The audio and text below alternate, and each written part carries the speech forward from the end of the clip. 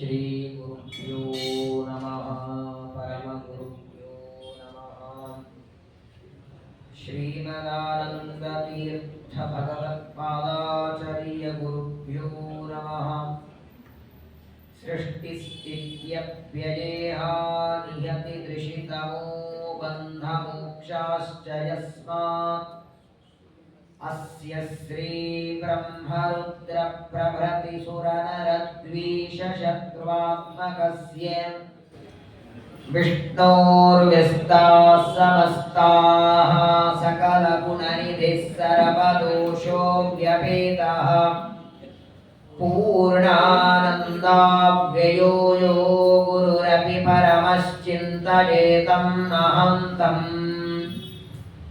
जन्माद्यस्य यतोऽन्वयादितरतश्चार्तेष्वभिज्ञस्वराट् तेने ब्रह्महृदाय आदिकवये मुह्यन्ति यं सूरयः तेजो वारिमृदां यथा विनिमयो यत्र त्रिसर्गो मृषा धाम्ना स्वेन सदा निरस्तकुहकं सत्यं परं धीमहि निर्मत्योग्रभवार्णवे निजमनोभीष्टं दिशामीति यः सम्यक् ज्ञापयितुं करेण विलसन् मन्थानमन्येन च रम्यं दामदलन्महेशरजतग्रामश्रियोऽलङ्कृतिः करमन्धीश्वरभक्तिबन्धनवशः प्रीतोऽस्तु कृष्णप्रभुः वसुदेवसुतं देवं कंसचाणूरमर्दनं देवकी परमानन्दं कृष्णं वन्दे जगद्गुरुम् कृष्णाय वासुदेवाय देवकीनन्दनाय च नन्दगोपकुमाराय गोविन्दाय नमो नमः।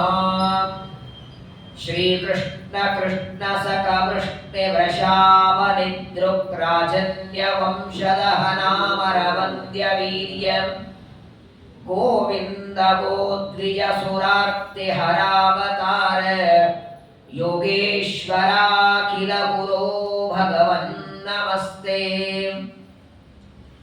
अशेषवाक्चाट्यमलापहन्त्री नवं नवं स्पष्टसुवाक्प्रदायिनि ममेह जिह्वाग्रसुरङ्गनर्तकी भव प्रसन्ना वदने च मे श्रीः लसतु श्रीमदानन्दतीर्थेन्दर्नोरदम्बरे यद्वचश्चन्द्रिका स्वान्तसन्तापं विनिकृन्तति यस्य वाक्कामधेनुर्नः कामितार्थान् प्रयच्छति सेवेतं जययोगीन्द्रं कामवाडच्चितं सदा यस्य प्रचण्डतपसा श्रुतिगीतवृत्तिः तुष्टो हरिः किल वशं वदतामवाप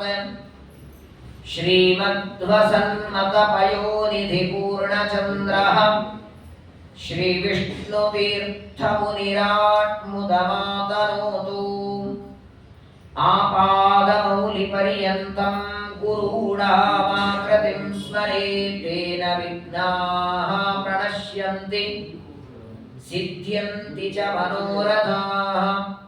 श्रीशुक उवाच अथ सर्वगुणोपेतः कालः परमशोभनः यर्हेवाचनजन्मर्क्षः शान्तर्क्षग्रहतारकाः स्वस्त्यस्तु सताम् अशेषसन्मङ्गलानि भवन्तु।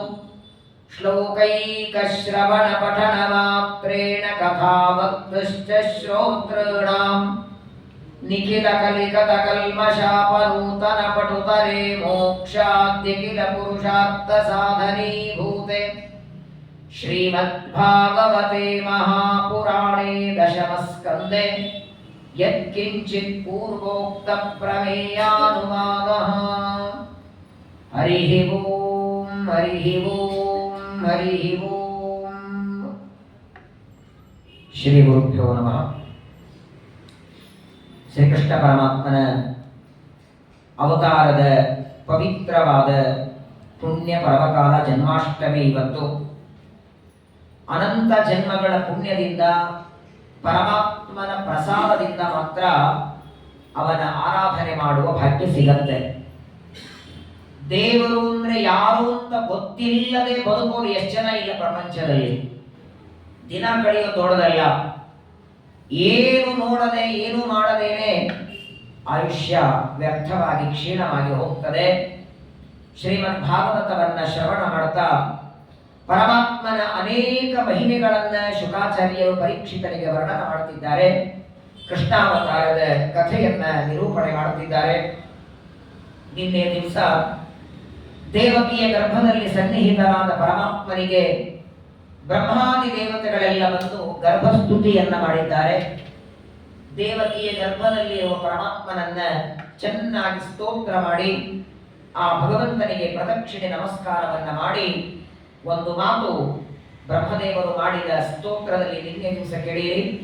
ಶೃಣ್ವನ್ ಗೃಣನ್ ಸಂಸ್ಮರಯಂಶ್ಚ ಚಿಂತಯನ್ ನಾಮಾನಿ ರೂಪಾಣಿ ಚ ಮಂಗಲಾನಿತೆ ಕ್ರಿಯಾಸು ಯತ್ವಚ್ಚರಣಾರವಿಂದಯೋ ಆವಿಷ್ಟ ಚಿತ್ತೋ ನ ಭವಾಯ ಕಲ್ಪತೆ. ಇನ್ನು ಅವತಾರ ಮಾಡಿ ಬಂದಿಲ್ಲ.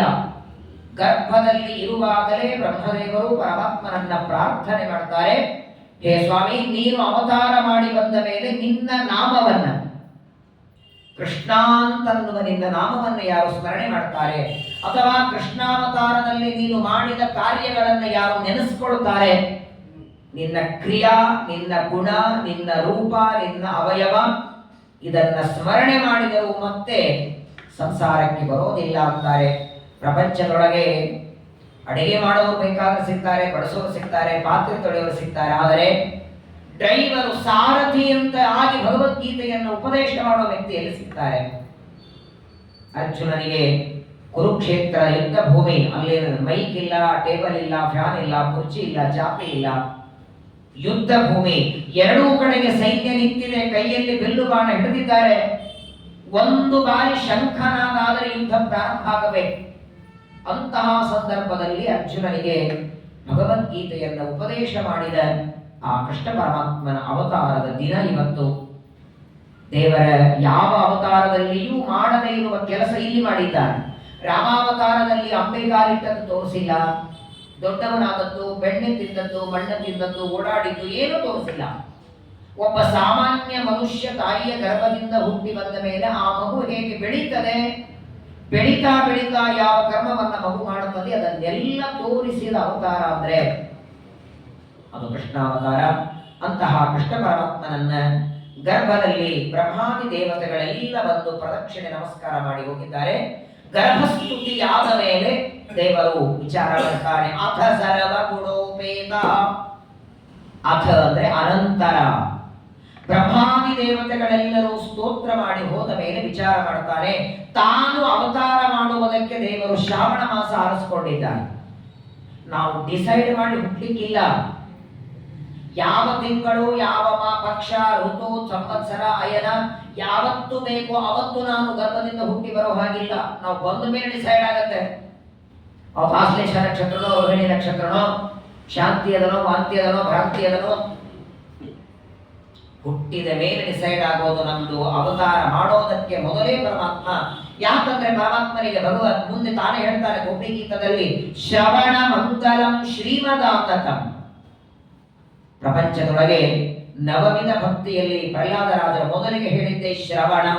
ಯಾರು ನಿರಂತರವಾಗಿ ಭಗವಂತನ ಕಥಾಮೃತ ಶ್ರವಣ ಮಾಡುತ್ತಾರೆ ಅವರ ಮೇಲೆ ಅನುಗ್ರಹ ಮಾಡುತ್ತೇನೆ ಅಂತ ತೋರಿಸೋದಕ್ಕೆ ಶ್ರವಣವೇ ಶ್ರಾವಣ. ಶ್ರಾವಣ ಮಾಸನೇ ಯಾಕೆ ಆರಿಸಿಕೊಂಡ ದೇವರು? 12 ಮಾಸಗಳಲ್ಲಿ ಅವತಾರಕ್ಕೆ ಬೇರೆ ಮಾಸ ಇದ್ದಲ್ಲ. ಅಂದ್ರೆ ನನ್ನ ಕಥೆಯನ್ನ ಶ್ರವಣ ಮಾಡುವ ವ್ಯಕ್ತಿಯನ್ನ ಸಂಸಾರ ಸಾಗರದಿಂದ ಉದ್ಧಾರ ಮಾಡ್ತೇನೆ. ಆ ಶ್ರವಣದ ಮಹತ್ವವನ್ನ ತೋರಿಸೋದಕ್ಕೆ ಶ್ರಾವಣ ಮಾಸವನ್ನು ಆರಿಸಿಕೊಂಡಿದ್ದಾರೆ. ತಾನು ಹೆಸರಿನಿಂದಲೂ ಕೃಷ್ಣ, ಬಣ್ಣದಿಂದಲೂ ಕೃಷ್ಣ, ಹಾಗಾಗಿ ಕೃಷ್ಣ ಪಕ್ಷ ಆರಿಸಿಕೊಂಡಿದ್ದಾನೆ. ಅವನು 9, ಇವನಿಗೆ 8 ಅನ್ನೋ ಸಂಖ್ಯಾ ದೇವರಿಗೆ ಸೇರ್ತದೆ ಅಂತ ಅಷ್ಟಮಿ ತಿಥಿ, ಹಾಗೆ ರೋಹಿಣಿ ನಕ್ಷತ್ರ, ಇದೆಲ್ಲವೂ ತನ್ನ ಅವತಾರಕ್ಕೆ ಪರಮಾತ್ಮ ಮಾಡಿಕೊಂಡಿದ್ದಾರೆ. ನೋಡಿ, ಶ್ರೀಕೃಷ್ಣ ಪರಮಾತ್ಮನ ಅವತಾರದ ದಿನ ಇವತ್ತು ಕೃಷ್ಣ ಜನ್ಮಾಷ್ಟಮಿ. ಶ್ರೀಕೃಷ್ಣ ಪರಮಾತ್ಮನ ಜನ್ಮಾಷ್ಟಮಿ. ಯೋ ಭುಂಕ್ತೆ ತದ್ದಿನೇ ಮೋಹ ಪೋಯ ಶೋಣಿತ ಮತ್ತಿ ಸತ ಅಂತ ಶ್ರೀಮದಾಚಾರ್ಯ ಹೇಳ್ತಾರೆ. ಇವತ್ತು ಕೃಷ್ಣ ಪರಮಾತ್ಮನ ಜನ್ಮಾಷ್ಟಮಿಯ ದಿನ ಯಾರು ಊಟ ಮಾಡ್ತಾರೋ ಅಥವಾ ಆಹಾರವನ್ನ ತಿಂದ್ರೆ ರಕ್ತ ಮಾಂಸಗಳ ತಿಂದಂತೆ. ಅಂತಹ ಸುದಿನ, ಬಹಳ ದೊಡ್ಡ ದಿನ ಇದು. ಅಕಸ್ಮಾತ್ ಆಗಿ ಮಧ್ಯಾಹ್ನ 11, 12 ಅವತಾರ ಮಾಡಿಬಿಟ್ಟಿದ್ದಾದ್ರೆ ಆಗಿಂದಾಗ ಊಟ ಮಾಡಿಬಿಡ್ತಿದ್ರಲ್ಲ. ನೋಡಿ, ಪ್ರಪಂಚದಲ್ಲಿ ನಮಗೆ ಯಾರ ಮೇಲಾದ್ರೂ ಪ್ರೀತಿ ಬರಬೇಕು ಅಂದ್ರೆ ನಮಗೋಸ್ಕರ ಅಡಿಗೆ ಮಾಡಿದ್ದಾರೆ ಅಂತ ಪ್ರೀತಿ ಬರುತ್ತೆ. ಅದಕ್ಕಿಂತ ಹೆಚ್ಚು ಪ್ರೀತಿ ಅಡಿಗೆ ಮಾಡಿ ನಮಗೋಸ್ಕರ ಕಾಯ್ತಿದ್ದಾರೆ ಅಂತ ಗೊತ್ತಾದರೆ, ಅಯ್ಯೋ 11ವರೆಗೆ ಅಡಿಗೆ ಎಲ್ಲ ಆಗಿದೆ, ನೀವು ಬರಲಿಲ್ಲ, ಅದಕ್ಕೆ ನೀವು ಬಂದ ಮೇಲೆ ಊಟ ಮಾಡೋಣ ಅಂತ ನಿಮಗೋಸ್ಕರ ಕಾಯ್ತಿದ್ದೀವಿ, 2 ಗಂಟೆಯಾದರೂ ನಿಮಗೋಸ್ಕರ ಕಾಯ್ತಾರೆ ಅಂದ್ರೆ ಅಷ್ಟಕ್ಕೆ ಅವನ ಮೇಲೆ ಪ್ರೀತಿ ಬರುತ್ತೆ. ದೇವರಂತಾನೆ, ದೇವರಿಗೂ ನಮ್ಮ ಮೇಲೆ ಪ್ರೀತಿ ಬರಬೇಕಾದ್ರೆ ನನಗೋಸ್ಕರ ಎಷ್ಟೊತ್ತು ಕಾಯ್ತಾರೆ ನೋಡೋಣ ಅಂತ 12ಕ್ಕೆ ಅವತಾರ ಮಾಡಿದ. 11 ಗಂಟೆಯವರೆಗೆ, ರಾತ್ರಿ 12 ಗಂಟೆ ಅರ್ಘ್ಯ ಕೊಡೋವರೆಗೂ ಇವರು ಕಾಯ್ತಾರ. ಹಾಗಾದ್ರೆ ನನಗೋಸ್ಕರ ಇವರು 1 ದಿನ ಉಪವಾಸ ಮಾಡ್ತಾರೆ ಅಂತಾದರೆ ಇವರ ಮೇಲೆ ನಾನು ಪ್ರೀತಿ ಮಾಡ್ತೇನೆ, ಅನುಗ್ರಹ ಮಾಡ್ತೇನೆ ಅಂತ ತೋರಿಸೋದಕ್ಕೆ ಶ್ರಾವಣ ಮಾಸ, ಕೃಷ್ಣ ಪಕ್ಷ, ಅಷ್ಟಮಿ ತಿಥಿ. ನಮ್ಮಲ್ಲಿ ಈ ಜ್ಯೋತಿಷ್ಯ ಶಾಸ್ತ್ರದಲ್ಲಿ ನೀವು ನೋಡಿ 27 ನಕ್ಷತ್ರಗಳಲ್ಲಿ 3 ಭಾಗ ಇದೆ. ಕೆಲವು ನಕ್ಷತ್ರಗಳನ್ನ ಚರ ನಕ್ಷತ್ರ ಅಂತಾರೆ, ಕೆಲವೊಂದು ಸ್ಥಿರ ನಕ್ಷತ್ರ ಅಂತಾರೆ. 27 ಯೋಗ ಇದೆ, 11 ಕರ್ಣ. ಕೆಲವು ಯೋಗಗಳು ಸರಿಯಲ್ಲ, ವ್ಯತಿಪಾತ ಯೋಗ, ವ್ಯಾಘಾತ ಯೋಗ, ಒಳ್ಳೆ ಕೆಲಸಕ್ಕೆ ಸರಿಯಲ್ಲ. ಕರ್ಣಗಳಲ್ಲಿಯೂ ಕೂಡ ಕೆಲವು ದುಷ್ಟ ಕರ್ಣಗಳಿವೆ. ಇದನ್ನೆಲ್ಲ ನೋಡ್ಬೇಕಂತೆ. ಸಂವತ್ಸರ, ಮಾಸ, ಅಯನ, ಪಕ್ಷ, ಋತು, ತಿಥಿ, ವಾರ, ನಕ್ಷತ್ರ, ಯೋಗ, ಕರ್ಣ, ಇಷ್ಟೆಲ್ಲ ನೋಡಿಕೊಂಡು ಅವತಾರ ಮಾಡಬೇಕು ಪರಮಾತ್ಮ. ನೋಡಿ, ಹಾಗಾದ್ರೆ ಕೃಷ್ಣಾಷ್ಟಮಿನಿ ಯಾಕೆ ಆರಿಸ್ಕೊಂಡ ಅಂದ್ರೆ ಅಷ್ಟಮಿ ತಿಥಿ ಮಧ್ಯರಾತ್ರಿ, ಅವತ್ತಿನ ದಿನ ರೋಹಿಣಿ ನಕ್ಷತ್ರ, ವಿಶೇಷವಾಗಿ ಉತ್ತಮವಾದಂತಹ ಯೋಗ ಇದೆ, ಅದನ್ನ ಪರಮಾತ್ಮ ಆರಿಸ್ಕೊಂಡಿದ್ದಾನೆ. ಏನಾಯ್ತು ನೋಡಿ, ಶಾಂತರಕ್ಷ ಗ್ರಹ ತಾರಕಾ, ಆಕಾಶದಲ್ಲಿ ನಕ್ಷತ್ರಗಳು, 9 ಜನ ನವಗ್ರಹ ದೇವತೆಗಳು ಇನ್ನೂ ದೇವಕಿಯ ಗರ್ಭದಿಂದ ಅವತಾರ ಮಾಡಿಲ್ಲ. ವಾಸ್ತವಿಕವಾಗಿ ಒಂದು ಮಗು ಹುಟ್ಟುವಾಗ ಈ ಗ್ರಹಗಳು ಯಾವ ಯಾವ ಸ್ಥಾನದಲ್ಲಿ ಇದ್ದಾರೋ ಅದರ ಮೇಲೆ ನಾವು ಜಾತಕ ಹಾಕ್ತೇವೆ. ಸೂರ್ಯ ಎಲ್ಲಿ, ಚಂದ್ರ ಎಲ್ಲಿ, ಮಂಗಳ ಎಲ್ಲಿ. ನಮ್ಮ ಮಂತ್ರಾಲಯ ಪ್ರಭುಗಳ ರಾಘವೇಂದ್ರ ಸ್ವಾಮಿಗಳ ಜಾತಕವನ್ನ ಒಂದು 3 ಜನ ಜ್ಯೋತಿಷ್ಯರು ಬಂದಿದ್ರಂತೆ ಮಂತ್ರಾಲಯ. ಅವರು ಬದುಕಿದ್ದಾರೆ. ಬಂದ್ರೆ ರಾಯರನ್ನು ವೃಂದಾವನ ಪ್ರವೇಶ ಮಾಡಿರಲಿಲ್ಲ. ಆಗ ದರ್ಶನಕ್ಕೆ ಬಂದಿದ್ದಾರೆ. ರಾಯರು 3 ಸ್ವಾಗತ ಮಾಡ್ತಾರೆ. ನಾವು ಜ್ಯೋತಿಷ್ಯದೊಳಗೆ ಭಾರಿ ದೊಡ್ಡ ಪಂಡಿತರು, ಹಾಗಾದ್ರೆ ನಾನು ಪರೀಕ್ಷೆ ಮಾಡ್ತೇನೆ. ಒಂದು ಜಾತಕ ಕೊಟ್ಟರು ರಾಯರು.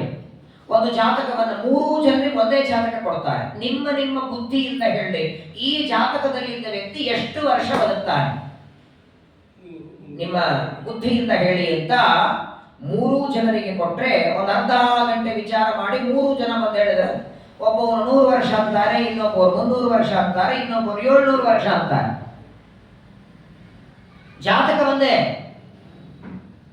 ಒಬ್ಬ ವ್ಯಕ್ತಿಯ ಜಾತಕವೇ 3 ಜನ ಜ್ಯೋತಿಷ್ಯರು 3 ರೀತಿ ಹೇಳಿಬಿಡ್ತಾರೆ. ಶಿಷ್ಯರಿಗೆಲ್ಲ ಗೊಂದಲ ಆಯ್ತು. ರಾಯರಿಗೆ ಕೇಳಿದ್ರಂತೆ, ಯಾರು ತೋರಿಸಿದ್ರಿ ಅಂದ್ರೆ ನಂದೇ ಜಾತಕ ತೋರಿಸಿದ್ದೆ. ಅಲ್ಲ, ನಿಂದೇ ಜಾತಕ 3 ತರ ಹೇಳ್ತಾರಲ್ಲ ಅಂದ್ರೆ ಹೌದು. ಒಂದು ಎಲ್ಲ ಮನುಷ್ಯರ ಕಣ್ಣಿಗೆ ಕಾಣುವಂತೆ ನಾನು ಇರೋದು 100 ವರ್ಷ, ಅದನ್ನು ಇವರು ಹೇಳಿದ್ದಾರೆ. ಗ್ರಂಥದಲ್ಲಿ ಇದ್ದು ಅನುಗ್ರಹ ಮಾಡ್ತೇನೆ 300 ವರ್ಷ, ಅದನ್ನು ಇವರು ಹೇಳಿದ್ದಾರೆ. ವೃಂದಾವನದಲ್ಲಿ ಅನುಗ್ರಹ ಮಾಡ್ತೇನೆ 700 ವರ್ಷ, ಅದನ್ನು ಇವರು ಹೇಳಿದ್ದಾರೆ ಅಂತ ರಾಯರು ಅದನ್ನು 3 ವಿಭಾಗ ಮಾಡಿ ತೋರಿಸಿದರಂತೆ. ಇಲ್ಲಿ ನೋಡಿ, ಸಕಲ ಗ್ರಹವನ ನೀನೆ ಸರಸಿಜಾಕ್ಷ. ನಮ್ಮ ನಮ್ಮ ಮಕ್ಕಳ ಮದುವೆಯಲ್ಲಿ ನವಗ್ರಹ ಹೋಮ ಮಾಡಿ ಆ ಎಲ್ಲ ನವಗ್ರಹಗಳಿಗೆ ನಿಯಾಮಕನಾದ ಶಿವಶುಮಾರನ ಪೂಜೆ ಮಾಡ್ತೇವೆ. ಇವನಿಗೆ ಯಾವ ಗ್ರಹ ಬಾಧೆ ಇದೆ? ಪರಮಾತ್ಮನಿಗೆ ಆಜ್ಞೆ ಮಾಡಿ ಬಿಡ್ತಾನೆ ಇವನು, ನೀನಲ್ಲಿರು ಸೂರ್ಯ, ನೀ ಅಲ್ಲಿ ಚಂದ್ರ, ಇಲ್ಲಿ ಮಂಗಳ, ಇಲ್ಲಿ 5 ಗ್ರಹಗಳು ಉಚ್ಚ ಸ್ಥಾನದಲ್ಲಿ ಇರ್ಬೇಕಂತ. ನಾಳೆ 23ನೇ ತಾರೀಕು ಪುಷ್ಯಾರ್ಕ ಯೋಗ ಇದೆ. ಅಪ್ಪಣ್ಣಾಚಾರ್ಯರು ರಾಯ ಸ್ತೋತ್ರದಲ್ಲಿ ಹೇಳ್ತಾರಲ್ಲ, ಪುಷ್ಯಾರ್ಕಾದಿ ಸಮಾಗಮೇ ಯೋನುತ್ತಮ ಇದಂ ಸ್ತೋತ್ರಂ ಅಷ್ಟೋತ್ತರ ಶತಂಜಪೆ. ದೊಡ್ಡ ಯೋಗ ಅದು. ಜಾತಕದಲ್ಲಿ ಎಲ್ಲ ಬರುತ್ತೆ. ಒಳ್ಳೆ ಯೋಗ ಇದ್ರೆ ಪುಷ್ಯಾರ್ಕ ಯೋಗ ಅಂತಾರೆ. ಗಂಡಾಂತರದ ಆಪತ್ತು ಇದ್ರೆ ಅದನ್ನು ಗುಹಯೋಗ ಅಂತಾರೆ. ಗುರುಪುಷ್ಯ ಯೋಗ ಬೇರೆ, ನಾನು ಪುಷ್ಯಾರ್ಕ ಯೋಗ. ಅಮಾವಾಸ್ಯನೇ ಬರೋದು, ಅಮಾವಾಸ್ಯನೇ ಬರೋದು ಪುಷ್ಯಾರ್ಕಾದಿ ಸಮಾಗಮೆ. ಅಂತಹ ಪವಿತ್ರವಾದ ಯೋಗ ಶ್ರೀಕೃಷ್ಣ ಪರಮಾತ್ಮ ಅವತಾರ ಮಾಡುವಾಗ ಆಕಾಶದಲ್ಲಿ ನಕ್ಷತ್ರಗಳಿವೆ, ಎಲ್ಲ ಗ್ರಹಗಳು ಎತ್ತರ ಸ್ಥಾನದಲ್ಲಿ ಇದ್ದಾರೆ. ಮತ್ತೆ ನೋಡಿ, ಅವತಾರ ಮಾಡೋದು ಶ್ರಾವಣ ಮಾಸ. ನೋಡುತ್ತಿದ್ರೆ ನಿನ್ನೆ ಇದ್ದು ಜೋರಾಗಿ ಮಳೆ ಬರ್ತಿದೆ. ಸಾಮಾನ್ಯವಾಗಿ ಆಕಾಶದಲ್ಲಿ ಮಳೆ ಬರ್ತಿದ್ರೆ ಮೇಘಗಳಿರಂಗಿಲ್ಲ, ನಕ್ಷತ್ರ ಇರಲ್ಲ. ನೋಡ್ಬೇಕಾದ್ರೆ ಮೋಡ ಕಾಣಿಸ್ತವ, ನಕ್ಷತ್ರ ಕಾಣುತ್ತವ? ಕಾಣಲ್ಲ. ನಕ್ಷತ್ರಗಳ ಕಂಡ್ರೆ ಮಳೆ ಬರಲ್ಲ. ಆದರೆ ಅವತ್ತು ದೇವಕಿಯ ಗರ್ಭದಿಂದ ಅವತಾರ ಮಾಡುವಾಗ ಎರಡೂ ಇತ್ತು ಅಂತೆ. ಆಕಾಶದಲ್ಲಿ ನಕ್ಷತ್ರಗಳು ಕಾಣುತ್ತಾ ಇವೆ, ಮಳೆನೂ ಬರ್ತಿದೆ. ಹೆಂಗ ಸಾಧ್ಯ ಅಂದ್ರೆ, ಆ ನಕ್ಷತ್ರಗಳು ಅಂದ್ರೆ ಕೇವಲ ನಾವೆಲ್ಲ ನೋಡುವಂತೆ ನಕ್ಷತ್ರ ಅಲ್ಲ. ಎಲ್ಲ ದೇವತೆಗಳು ತಮ್ಮ ತಮ್ಮ ಕೈಯೊಳಗೆ ಹೂವನ್ನ ಹಿಡ್ಕೊಂಡು ನಿಂತಿದ್ದಾರಂತೆ. ಯಾವಾಗ ಇನ್ನ ದೇವಕಿಯ ಗರ್ಭದಿಂದ ಮಥುರೆಯಲ್ಲಿ ಅವತಾರವಾಗತ್ತೆ, ಅವತಾರ ಆದಾಕ್ಷಣ ಅವನ ಮೇಲೆ ಪುಷ್ಪವೃಷ್ಟಿ ಮಾಡೋಣ. ಚೆನ್ನಾಗಿ ಹೇಳ್ತಾರೆ ಶುಕಾಚಾರ್ಯರು. ದಿಶ ಪ್ರಸೇದುರ್ಗಗನಂ ನಿರ್ಮಲೋಡು ಗುಣೋದಯಂ ಮಹೀ ಮಂಗಲ ಭೂಯಿಷ್ಟ ಪುರಗ್ರಾಮ ವ್ರಜಾಕರಾಹ. ಕೃಷ್ಣ ಪರಮಾತ್ಮ ಅವತಾರ ಮಾಡುವಾಗ ಎಲ್ಲ ದಿಕ್ಕುಗಳು ಪ್ರಸೇದುಹು, ಅತ್ಯಂತ ದಿಕ್ಕುಗಳು ಪ್ರಸನ್ನವಾಗಿದ್ದು. ಇದು ಎರಡೂ ಗಮನಿಸಿ. ಇದೇ ಭಾಗವತದಲ್ಲಿ 3ನೇ ಸ್ಕಂದದಲ್ಲಿ ಆ ಹಿರಣ್ಯಾಕ್ಷ ಹಿರಣ್ಯಕಶಿಪುಗಳು ದಿತಿದೇವಿಯ ಗರ್ಭದಿಂದ ಹುಟ್ಟುವಾಗ ಈ ಜಗತ್ತಿನ ಲೋಕದ ಪರಿಸ್ಥಿತಿ ಹೇಗಿತ್ತು ಅಂತಿದೆ ಭಾಗವತ ಹೇಳ್ತದೆ. ಒಬ್ಬ ದುಷ್ಟನಾದ ದುರಾತ್ಮ ಹುಟ್ಟಬೇಕಾದ್ರೆ ಏನೇನು ಭಯಾನಕ ಕೋಲಾಹಲ ಜಗತ್ತಿನಲ್ಲಿ ನಡೀತದೆ. ಒಬ್ಬ ಸಜ್ಜನನಾದ ವ್ಯಕ್ತಿ ಬರಬೇಕಾದ್ರೆ ಇಷ್ಟು. ಇದರ ದೇವರೇ ಅವತಾರ ಮಾಡಬೇಕಾದರೆ ಎಲ್ಲ ದಿಕ್ಕುಗಳು ಪ್ರಸನ್ನವಾಗಿವೆ, ಆಕಾಶ ನಿರ್ಮಲವಾಗಿದೆ. ಇದೆ ನೋಡಿ, ಇಲ್ಲಿ ಆಕಾಶ ನಿರ್ಮಲ ಅಂತಾರೆ, ಮುಂದಿನ ಶ್ಲೋಕದಲ್ಲಿ ಆಕಾಶದಲ್ಲಿ ಮೇಘಗಳು ಇದ್ದು ಅಂತಾರೆ. ಆಕಾಶ ನಿರ್ಮಲವಾಗಿತ್ತು ಅಂದ್ರೆ ಮೋಡಗಳಿದ್ರೂ ಕೂಡ ಆ ಆಕಾಶದಲ್ಲಿ ಕಲ್ಮಶ ಇರಲಿಲ್ಲ. ಯಾಕಂದ್ರೆ ಕೃಷ್ಣ ಪರಮಾತ್ಮ ಅವತಾರ ಮಾಡಿ ಬರೋರಿದ್ದಾನೆ ಅನ್ನುವಂತಹ ಆನಂದದಲ್ಲಿ ಆಕಾಶ ನಿರ್ಮಲವಾಗಿದೆ, ದಿಕ್ಕುಗಳೆಲ್ಲ ಪ್ರಸನ್ನವಾಗಿವೆ. ಇಡೀ ಸಮಗ್ರವಾದ ಭೂಮಿಯೊಳಗಿರುವ ಎಲ್ಲ ಮನುಷ್ಯರಿಗೆ ಆನಂದ. ದ್ವಾಪರ ಯುಗದಲ್ಲಿ ಕೃಷ್ಣ ಬರುವಾಗ ಮಹಿ ಮಂಗಲ ಭೂಯಿಷ್ಟ, ಮಹಿ ಅಂದ್ರೆ ಭೂಮಿ, ಮಂಗಲ ಭೂಯಿಷ್ಟ ಪರಿಪೂರ್ಣವಾಗಿ ಮಂಗಳವಾಗಿತ್ತು. ಪಟ್ಟಣ, ಹಳ್ಳಿಗಳು, ದೊಡ್ಡ ದೊಡ್ಡ ಊರುಗಳು, ಇಡೀ ಜಗತ್ತಿನೊಳಗೆ ಕೃಷ್ಣ ಪರಮಾತ್ಮನ ಅವತಾರ ಆಗೋದಕ್ಕೆ ಮೊದಲು ಎಲ್ಲರ ಮನಸ್ಸು ನಿರ್ಮಲವಾಗಿವೆ. ಒಂದು ರೀತಿ ಸಂಭ್ರಮ. ಅದಕ್ಕಾಗೇನೆ ಇದನ್ನು ಜಗತ್ತೇ ಆಚರಣೆ ಮಾಡುವ ಹಬ್ಬ ಇದು. ಕೆಲವು ಹಬ್ಬಗಳು ಮನೆ ಪೂರ್ತಿ ಇರುತ್ತೆ, ಅವರವರ ವೈಯಕ್ತಿಕವಾಗಿ. ನಿಮ್ಮ ಹುಟ್ಟುಹಬ್ಬ ನೀವು ನಿಮ್ಮ ಬಳಗದವರು ಅಟ್ಟೆ ಮಾಡ್ತೀರಿ, ಜಗತ್ತೆಲ್ಲ ಆಚರಣೆ ಮಾಡತ್ತದ? ಬೇರೆದೆಲ್ಲ ಬೇಡ. ಹುಟ್ಟುಹಬ್ಬನೇ ಇಟ್ಕೊಳ್ಳಿ, ಕೃಷ್ಣನ ಹುಟ್ಟುಹಬ್ಬ ತಾನೆ. ನಮ್ದು ಹುಟ್ಟುಹಬ್ಬ ಯಾರು ಆಚರಣೆ ಮಾಡ್ತಾರೆ? ಕೆಲವರಿಗೆ ಶೆಟ್ ಮಾಡ್ತಾರೆ. ಹುಟ್ಟುಹಬ್ಬ ಆಚರಣೆ ನಮ್ದು ನಾವೇ ಮಾಡ್ಕೋಬೇಕು ಮೊದಲನೇದು. ಆ ಹುಟ್ಟುಹಬ್ಬನು ನಮ್ಮವರು ಮಾಡ್ಕೋಬೇಕೇ ಹೊರತು ಯಾರು ಬಳಗದವರು ನಮ್ಮ ಹುಟ್ಟುಹಬ್ಬ ಮಾಡ್ಲಿಕ್ಕಿಲ್ಲ. ಆದ್ರೆ ಇವತ್ತು ಕೃಷ್ಣನ ಹುಟ್ಟುಹಬ್ಬ ಇಡೀ ಜಗತ್ತು ಮಾಡ್ತಿದೆ. ಯಾಕಂದ್ರೆ ಅವನು ಅವತಾರ ಮಾಡಿದ್ದೆ. ಅವತಾರ ಯಾವ ಈಗ ನಾವೆಲ್ಲ ಹುಟ್ಟೋದು ನಮಗಾಗಿ, ನಮಗಾಗಿ ನಮ್ಮ ಜನ್ಮ, ನಮಗಾಗಿ ನಮ್ಮ ಕರ್ಮ, ನಮಗೋಸ್ಕರ ನಮ್ಮ ಮರಣ. ಕೇವಲ ನಮ್ಮ ಸ್ವಾರ್ಥಕ್ಕೆ ನಾವು ಬದುಕಿದ್ದರಿಂದ ನಮ್ಮ ಹುಟ್ಟುಹಬ್ಬ ನಾವೇ ಮಾಡ್ಕೋಬೇಕು. ಅವನು ಅವತಾರ ಮಾಡಿದ್ದೆ ಪರಿತ್ರಾಣಾಯ ಸಾಧೂನಾಂ ವಿನಾಶಾಯ ಚ ದುಷ್ಕೃತಾಂ ಧರ್ಮ ಸಂಸ್ಥಾಪನಾರ್ಥಾಯ ಸಂಭವಾಮಿ ಯುಗೇ ಯುಗೇ. ಅವನೇ ಹೇಳಿದ ಗೀತೆಯಲ್ಲಿ ಹೇಳಿದ ಮಾತು. ಹಾಗಾಗಿ ಸಮಗ್ರವಾದ ದಿಕ್ಕುಗಳೆಲ್ಲ ಪ್ರಸನ್ನವಾಗಿವೆ, ಆಕಾಶಗಳೆಲ್ಲ ಚೆನ್ನಾಗಿ ಬಂದು ಮಳೆ ನೋಡಿ. ನದ್ಯಃ ಪ್ರಸನ್ನ ಸಲಿಲಾಃ ಹೃದಾಃ ಜಲರುಹ ಶ್ರಿಯಃ ದ್ವಿಜಾಲಿಕುಲ ಸನ್ನಾದ ಸ್ತಬಕಾವನರಾಜಯಃ. ಶ್ರೀಕೃಷ್ಣ ಅವತಾರ ಮಾಡುವ ಸಂದರ್ಭದಲ್ಲಿ ಎಲ್ಲ ನದಿಗಳು ಪ್ರಸನ್ನವಾಗಿ ಹರಿತಿವೆ. ಈಗ ನೋಡಿ ಬನ್ನಿ, ಜೋರಾಗಿ ಮಳೆ ಬಂದ್ರು ನೋಡಿ, ಇವಾಗ ಭಯಾನಕವಾಗಿ ಮಳೆಯಾಗಿ ಡ್ಯಾಮ್ಗಳೆಲ್ಲ ಒಡೆದು ಪ್ರಚಂಡವಾಗಿ ಮಳೆಯಾಗಿ ಜನ ಎಲ್ಲ ಸಾಯ್ತಿದ್ದಾರೆ. ಆದ್ರೆ ಆಗ ನೋಡಿ ದ್ವಾಪರ ಯುಗದಲ್ಲಿ ಅಷ್ಟು ಮಳೆಯಾದರೂ ನದಿಗಳೆಲ್ಲ ಪ್ರಸನ್ನವಾಗಿ ಹರಿತಿವೆ, ಎಲ್ಲ ಮಡುಗಳು ಪ್ರಸನ್ನವಾಗಿ ಹರಿತಾ ಇವೆ. ಅಷ್ಟಮಿಯ ರಾತ್ರಿ ಎಲ್ಲರ ಮನೆಗಳಲ್ಲಿ ಹೋಮ ನಡೀತಿದೆ ಅಂತ. ಹೋಮ ಭಜನೆ ಸಾಮಾನ್ಯವಾಗಿ ನಮ್ಮಲ್ಲಿ ನೋಡಿ ಸೂರ್ಯಾಸ್ತಾದ ಮೇಲೆ ಮತ್ತೆ ಸ್ನಾನ ಮಾಡಬಾರದು. ಎರಡು ಅಪವಾದ, ಒಂದು ಕೃಷ್ಣಾಷ್ಟಮಿ, ಇನ್ನೊಂದು ತುಳಸಿ ವಿವಾಹ. ಕೃಷ್ಣಾಷ್ಟಮಿಯ ಪರ್ವಕಾಲದಲ್ಲಿ ಮಧ್ಯರಾತ್ರಿ, ವಾಸ್ತವಿಕವಾಗಿ ರಾತ್ರಿ ಹೊತ್ತು ಊಟನೆ ಮಾಡಿ ಯಾವ ಕೆಲಸನೂ ಮಾಡಬಾರದಂತಿದೆ. ಅಂತದ್ರೊಳಗೆ ರಾತ್ರಿ ಹೊತ್ತು ಶ್ರೀಕೃಷ್ಣ ಅವತಾರ ಮಾಡುವಾಗ ದ್ವಾಪರ ಯುಗದಲ್ಲಿ ಎಲ್ಲ ಬ್ರಾಹ್ಮಣರ ಮನೆಗಳಲ್ಲಿ ಪಾರಾಯಣ, ಜಪ, ಹೋಮ ನಡೀತಿದ್ದಂತೆ. 8-10 ಜನ ಬ್ರಾಹ್ಮಣರು ಕೂತ್ಕೊಂಡು ದಿವ್ಯವಾದ ಹೋಮ ಮಾಡ್ತಿದ್ದಾರೆ. ಸಣ್ಣಾಗಿ ಗಾಳಿ ಬೀಸ್ತಿದೆ. ವಾಯು ಸುಖ ಸ್ಪರ್ಶ ಪುಣ್ಯ ಗಂಧವಃ ಶುಚಿ. ತಂಪು ಗಾಳಿ ಬರ್ತಿದೆ, ಗಾಳಿಯಿಂದ ಸುಗಂಧ ಬರ್ತಿದೆ. ನೋಡಿ ಏನೇನ್ ನಡೀತಿದೆ. ವಾದ್ಯಗಳು ಬಾರಿಸ್ತಿದ್ದಾರೆ. ಅವತ್ತು ದೇವತೆಗಳೆಲ್ಲ ಕೃಷ್ಣ ಪರಮಾತ್ಮನ ಅವತಾರಕ್ಕೆ ವಾದ್ಯ ಬಾರಿಸಿದ್ದಾರೆ. ಶ್ರೀಕೃಷ್ಣ ಪರಮಾತ್ಮನ ಅವತಾರ ಸಮೀಪಕ್ಕೆ ಬರ್ತಾ ಇದೆ. ನದಿಗಳೆಲ್ಲ ಬ್ರಾಹ್ಮಣರೆಲ್ಲ ಚೆನ್ನಾಗಿ ಅಗ್ನಯಶ್ಚ ತ್ರಿಜಾತೀನಾಂ ಶಾಂತಾಃ ತತ್ರ ಸಮಿಂದತ. ಶ್ರೀಕೃಷ್ಣನ ಅವತಾರದ ಸಂದರ್ಭದಲ್ಲಿ ನದಿಯೊಳಗೆ ಬ್ರಾಹ್ಮಣರೆಲ್ಲ ಅಗ್ನಿಹೋತ್ರವನ್ನು ಮಾಡುತ್ತಿದ್ದಾರೆ. ಅತ್ಯಂತ ಆನಂದ, ಎಲ್ಲರ ಮನಸ್ಸಿನೊಳಗೆ ಪ್ರಚಂಡವಾದ ಆನಂದವಾಗ್ತಾ ಇದೆ. ಮನಾಂಸ್ಯಾಸನ್ ಪ್ರಸನ್ನಾನಿ ಸಾಧೂನಾಂ ಅಸುರದ್ರುಹಾಂ ಜಾಯಮಾನೇ ಜನೇ ತಸ್ಮಿನ್ ನೇದುಹು ದುಂದುಭಯೋಧಿನಿ. ಆಕಾಶದಲ್ಲಿ ದುಂದುಬೆ ವಾದ್ಯಗಳು ಬಾರಿಸಲಿಕ್ಕೆ ಶುರುವಾಯಿತು. ದೇವಕಿಯ ಗರ್ಭದಿಂದ ಅನಂತ ಕೋಟಿ ಬ್ರಹ್ಮಾಂಡ ನಾಯಕ ವೈಕುಂಠಾಧಿಪತಿಯಾದ ಪರಮಾತ್ಮ ಮಾನವರ ಕಲ್ಯಾಣಕ್ಕಾಗಿ ದೇವಕಿಯ ಗರ್ಭದಿಂದ ಬರೋದಿದ್ದಾನೆ. ಆ ಪರಮಾತ್ಮನ ಅವತಾರಕ್ಕೆ ದೇವತೆಗಳೆಲ್ಲ ವಾದ್ಯಗಳ ಬಾರಿಸ್ತಾರೆ. ನಾನಾ ರೀತಿಯಾದ ವಾದ್ಯಗಳು. ಬರೇ ವಾದ್ಯಗಳೆಲ್ಲ ಜಗುಹು ಕಿನ್ನರ ಗಂಧರ್ವಾಹ. ಕಿನ್ನರವರು ಗಂಧರ್ವರು ಹಾಡುತ್ತಿದ್ದಾರೆ, ಕುಣಿತಾರೆ. ಪರಮಾತ್ಮೆಯ ಮೇಲೆ ಪುಷ್ಪವೃಷ್ಟಿ ಮಾಡಬೇಕು ಅಂತ ಪುಷ್ಪಗಳನ್ನು ಹಿಡ್ಕೊಂಡಿದ್ದಾರೆ. ಸಿದ್ಧರು, ಚಾರಣರು, ಗಂಧರ್ವರು, ಕಿಂಪುರುಷರು ಎಲ್ಲರೂ ಆಕಾಶದಲ್ಲಿ ನಿಂತ್ಕೊಂಡಿದ್ದಾರೆ.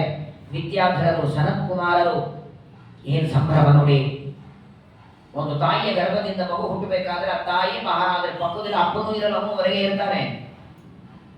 ಹಾಸ್ಪಿಟಲ್ ಒಳಗೆ ಆ ಮಗು ಹುಟ್ಟುವಾಗ ಎಡಕ್ಕಿಲ್ಲ ಬಲಕ್ಕಿಲ್ಲ. ಆದರೆ ದೇವಕಿಯ ಗರ್ಭದಿಂದ ಅವತಾರ ಮಾಡುವಾಗ ಎಷ್ಟು ದೇವತೆಗಳು ಆಕಾಶದಲ್ಲಿ, ಭೂಮಿಯಲ್ಲಿದ್ದಂತಹ ಬ್ರಾಹ್ಮಣರೆಲ್ಲ ತಮ್ಮ ತಮ್ಮ ಮನೆಗಳಲ್ಲಿ ಜಪ, ಪಾರಾಯಣ, ಪೂಜೆ, ಹೋಮ, ಯಜ್ಞ ಅದನ್ನ ಮಾಡ್ತಾ ಇದ್ದಾರೆ. ಮುಮುಚುರ್ಮುನಯೋ ದೇವಾಃ ಸುಮರಾಂಸಿ ಮುದಾನ್ವಿತಾಃ ಮಂದಂ ಮಂದಂ ಜಲಧರಾಃ ಜಗಜ್ಜುರನು ಸಾಗರ.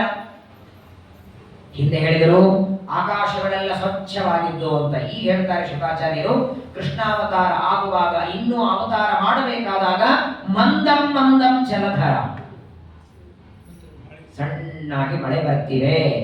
ದೇವತೆಗಳೆಲ್ಲ ಪುಷ್ಪವೃಷ್ಟಿ ಮಾಡುವುದಕ್ಕೆ ಹೇಳಿಕೊಂಡಿದ್ದಾರೆ. ಆಕಾಶ ವಾದ್ಯಗಳೇ ಆ ಮಧ್ಯರಾತ್ರಿಯಲ್ಲಿ ಯಾರು ವಾದ್ಯ ಬಾರಿಸಬೇಕು ಅಂದ್ರೆ ಇವರು ಯಾರು ಎಚ್ಚರಿಲ್ಲ ಅಂದ್ರೆ ಪರವಾಗಿಲ್ಲ, ದೇವತೆಗಳಿಗೆ ಆಜ್ಞೆ ಮಾಡಿದ ಮೋಡಗಳೇ ವಾದ್ಯಗಳ ಬಾರಿಸಲಿಕ್ಕೆ ಶುರುವಾದವು. ಜೋರಾಗಿ ಸಿಡಿಲು ಬಡಿಯುವುದು, ಜೋರಾಗಿ ಮೇಘಗಳ ಗರ್ಜನೆ. ಕೃಷ್ಣಾವತಾರವಾಗುವಾಗ ಇದೆಲ್ಲ ಮೇಘಗಳು ವಾದ್ಯಗಳನ್ನು ಬಾರಿಸೋದಕ್ಕಾಗಿ ಎಲ್ಲ ದೇವತೆಗಳೆಲ್ಲ ಸಿದ್ಧರಾಗಿದ್ದಾರೆ. ಇಂತಹ ಸಂದರ್ಭ ನಿಶೀಥೆ ತಮ ಉದ್ಭೂತೆ ಜಾಯಮಾನೆ ಜನಾರ್ದನೆ ದೇವಕ್ಯಾಂ ದೇವರೂಪಿಣ್ಯಾಂ ವಿಷ್ಣು ಸರ್ವಗುಹಾಶ್ರಯ ಪ್ರಾದುರಾಸೀತ್ ಯಥಾ ಪ್ರಾಚ್ಯಾಂ ದಿಶೀಂದುರಿವ ಪುಷ್ಕಲಃ. ನಿಶೀಥ ಅಂತಾರೆ. ವಾಸ್ತವಿಕವಾಗಿ ಸಾಯಂಕಾಲ 6 ಗಂಟೆ ಆದ ಮೇಲೆ ನಾವು ರಾತ್ರಿ ಅಂತ ಕರೀಲಿಕ್ಕೆ ಶುರು ಮಾಡ್ತೀವಿ. ನಿಶೀಥ ಕಾಲ ಅಂದ್ರೆ ಮಧ್ಯರಾತ್ರಿ. ಶ್ರೀಕೃಷ್ಣ ಪರಮಾತ್ಮ ಅವತಾರ ಮಾಡಿದ್ದು ನೋಡಿ. ಚಂದ್ರವಂಶದಲ್ಲಿ ಕೃಷ್ಣ ಬಂದಿದ್ದಾನೆ. ಆದರೆ ಕೃಷ್ಣಾವತಾರ ಸಂದರ್ಭದಲ್ಲಿ ಚಂದ್ರ ಎಷ್ಟಿದ್ದಾನೆ ಆಕಾಶದಲ್ಲಿ? ವಾಸ್ತವಿಕವಾಗಿ ಶುಕ್ಲ ಪಕ್ಷದಲ್ಲಿ 16 ಕಲೆಗಳಿಂದ ಇರ್ತಾನೆ. ಕೃಷ್ಣ ಪಕ್ಷದಲ್ಲಿ ಒಂದೊಂದು ಕಲೆ ಕಮ್ಮಿ ಆಗತ್ತೆ. ಅದು ಅಷ್ಟಮೇ 8 ಕಲೆ ಕಡಿಮೆ ಆಗಿದೆ. ಅರ್ಧ ಚಂದ್ರ ಇದ್ದಾನೆ. ಯಾಕೆ ಅರ್ಧ ಚಂದ್ರ ಮಾತ್ರ ಇದ್ದ ಅಂದ್ರೆ ವಾದಿರಾಜ ಕಾರಣ ಕೊಡ್ತಾರೆ. ಚಂದ್ರನಿಗೆ ಸಂತೋಷ ಆದದ್ದಕ್ಕೆ ಅರ್ಧ ಇದ್ದ, ದುಃಖ ಆದದ್ದಕ್ಕೆ ಇನ್ನು ಅರ್ಧ ಇರಲಿಲ್ಲ. ದುಃಖ ಯಾಕಾಯಿತು ಅಂದ್ರೆ ಇವತ್ತಿನವರೆಗೆ ಎಲ್ಲರೂ ಚಂದ್ರನನ್ನ ತೋರಿಸಿ ನನ್ನನ್ನ ಚಲುವ ಅಂತ ತೋರಿಸೋರು ನಾಳೆ ಇವರು ಬಂದ್ರೆ ನನ್ನ ಮಾರಿ ಯಾರು ನೋಡ್ತಾರೆ? ಇಡೀ ಜಗತ್ತೊಳಗೆ ಎಲ್ಲಾರು ಮಕ್ಕಳನ್ನು ಚಂದಮಾಮ ಚಂದಮಾಮ ಅಂತ ತೋರಿಸೋರು ನಾಳೆ ಕೃಷ್ಣ ಅಕಸ್ಮಾತ್ ಅವತಾರ ಮಾಡಿದ್ರೆ ಅವನ ಮುಖವನ್ನ ತೋರಿಸಿ ಎಲ್ಲ ಅವನ ಕಡೆ ತೋರಿಸ್ತಾರೆ, ನನ್ನ ಕಡೆ ಯಾರು ನೋಡಲ್ಲ ನಾಳೆ ಅಂತ ದುಃಖದಿಂದ ಅರ್ಧ ಬರಲಿಲ್ಲ. ನನ್ನ ವಂಶದಲ್ಲಿ ಕೃಷ್ಣ ಬರ್ತಿದ್ದಾನೆ ಅನ್ನುವ ಸಂತೋಷದಲ್ಲಿ ಅರ್ಧ ಚಂದ್ರ ಬಂದಿದ್ದ ಅಂತಾರೆ ವಾದಿರಾಜರು. ನಿಶೀಥೆ ತಮ ಉದ್ಭೂತೆ, ಮೊದಲೇ ಕತ್ತಲೆ, ನಿಶೀತ ಕಾಲ, ಶ್ರಾವಣ ಮಾಸ, ಕೃಷ್ಣ ಪಕ್ಷ. ಯಾವ ಕಾರಾಗೃಹದಲ್ಲಿ ವಸುದೇವ ದೇವಕಿಯರಿದ್ದಾರೆ ಪ್ರಚಂಡವಾದ ಕತ್ತಲೆ, ಎಳ್ಳಿನಷ್ಟು ಬೆಳಕಿಲ್ಲ, ಅಂತಹ ಪ್ರಚಂಡವಾದಂತಹ ಕತ್ತಲೆ ಇದೆ. ಆ ಸಂದರ್ಭದಲ್ಲಿ ಅನಂತ ಗುಣಪೂರ್ಣನಾದ ದೇವರು ಬರೇ ದೇವಕಿಯ ಗರ್ಭದಲ್ಲಿ ಮಾತ್ರವಲ್ಲ, ಸರ್ವ ಗುಹಾಶಯ. ಇದೇ ಆಶ್ಚರ್ಯ ನೋಡಿ. ನಾವು ನಮ್ಮ ತಾಯಿಯ ಗರ್ಭದಿಂದ ಬರಬೇಕೇ ಹೊರತು ಎಲ್ಲಾ ತಾಯಿಯ ಗರ್ಭದಿಂದ ನಾವು ಬರಲ್ಲ. ಅವರವರ ತಾಯಿಯಿಂದ ಅವರ ಮಕ್ಕಳು ಬರ್ತಾರೆ. ಅನಂತ ಜೀವರಾಶಿಗಳ ಹೃದಯ ಗುಹೆಯಲ್ಲಿ ವಾಸ ಮಾಡುವ ಇರುವೆಯನ್ನ ಆರಂಭ ಮಾಡಿಕೊಂಡು ಆನೆಯವರೆಗೆ ಪ್ರಾಣಿಗಳಲ್ಲಿ, ಪಕ್ಷಿಗಳಲ್ಲಿ, ಕ್ರಿಮಿ, ಕೀಟ, ನರಿ, ನಾರಿ, ಹಂದಿ, ಮನುಷ್ಯ, ಯಕ್ಷ, ಗಂಧರ್ವ, ಕಿನ್ನರವ ಎಲ್ಲರೊಳಗೆ ಗುಹೆಯಲ್ಲಿ ವ್ಯಾಪ್ತನಾದ ಪರಮಾತ್ಮ ತಾನು ಅವತಾರ ಮಾಡುವುದಕ್ಕೆ ಶ್ರಾವಣ ಮಾಸ, ಕೃಷ್ಣ ಪಕ್ಷ, ಅಷ್ಟಮಿ ತಿಥಿ, ಜೋರಾಗಿ ಮಳೆ ಬರ್ತಿದೆ, ನಕ್ಷತ್ರದಲ್ಲಿ ನಕ್ಷತ್ರಗಳೆಲ್ಲ ಇವೆ, ಆಕಾಶದಲ್ಲಿ ದೇವತೆಗಳು ಪರಮಾತ್ಮನ ಪುಷ್ಪವೃಷ್ಟಿ ಮಾಡುವುದಕ್ಕೆ ಹೂಗಳನ್ನು ತಗೊಂಡಿದ್ದಾರೆ, ಗಂಧರ್ವರು ಹಾಡುತ್ತಿದ್ದಾರೆ, ಕಿನ್ನರವರು ಬಾರಿಸುತ್ತಿದ್ದಾರೆ. ಇಂತಹ ಒಂದು ದಿವ್ಯವಾದ ಪರ್ವಕಾಲವನ್ನು ಆರಿಸಿಕೊಂಡ ಆ ಅಷ್ಟಮಿಯ ರಾತ್ರಿ ದೇವಕಿಯ ಗರ್ಭದಿಂದ ಪರಮಾತ್ಮ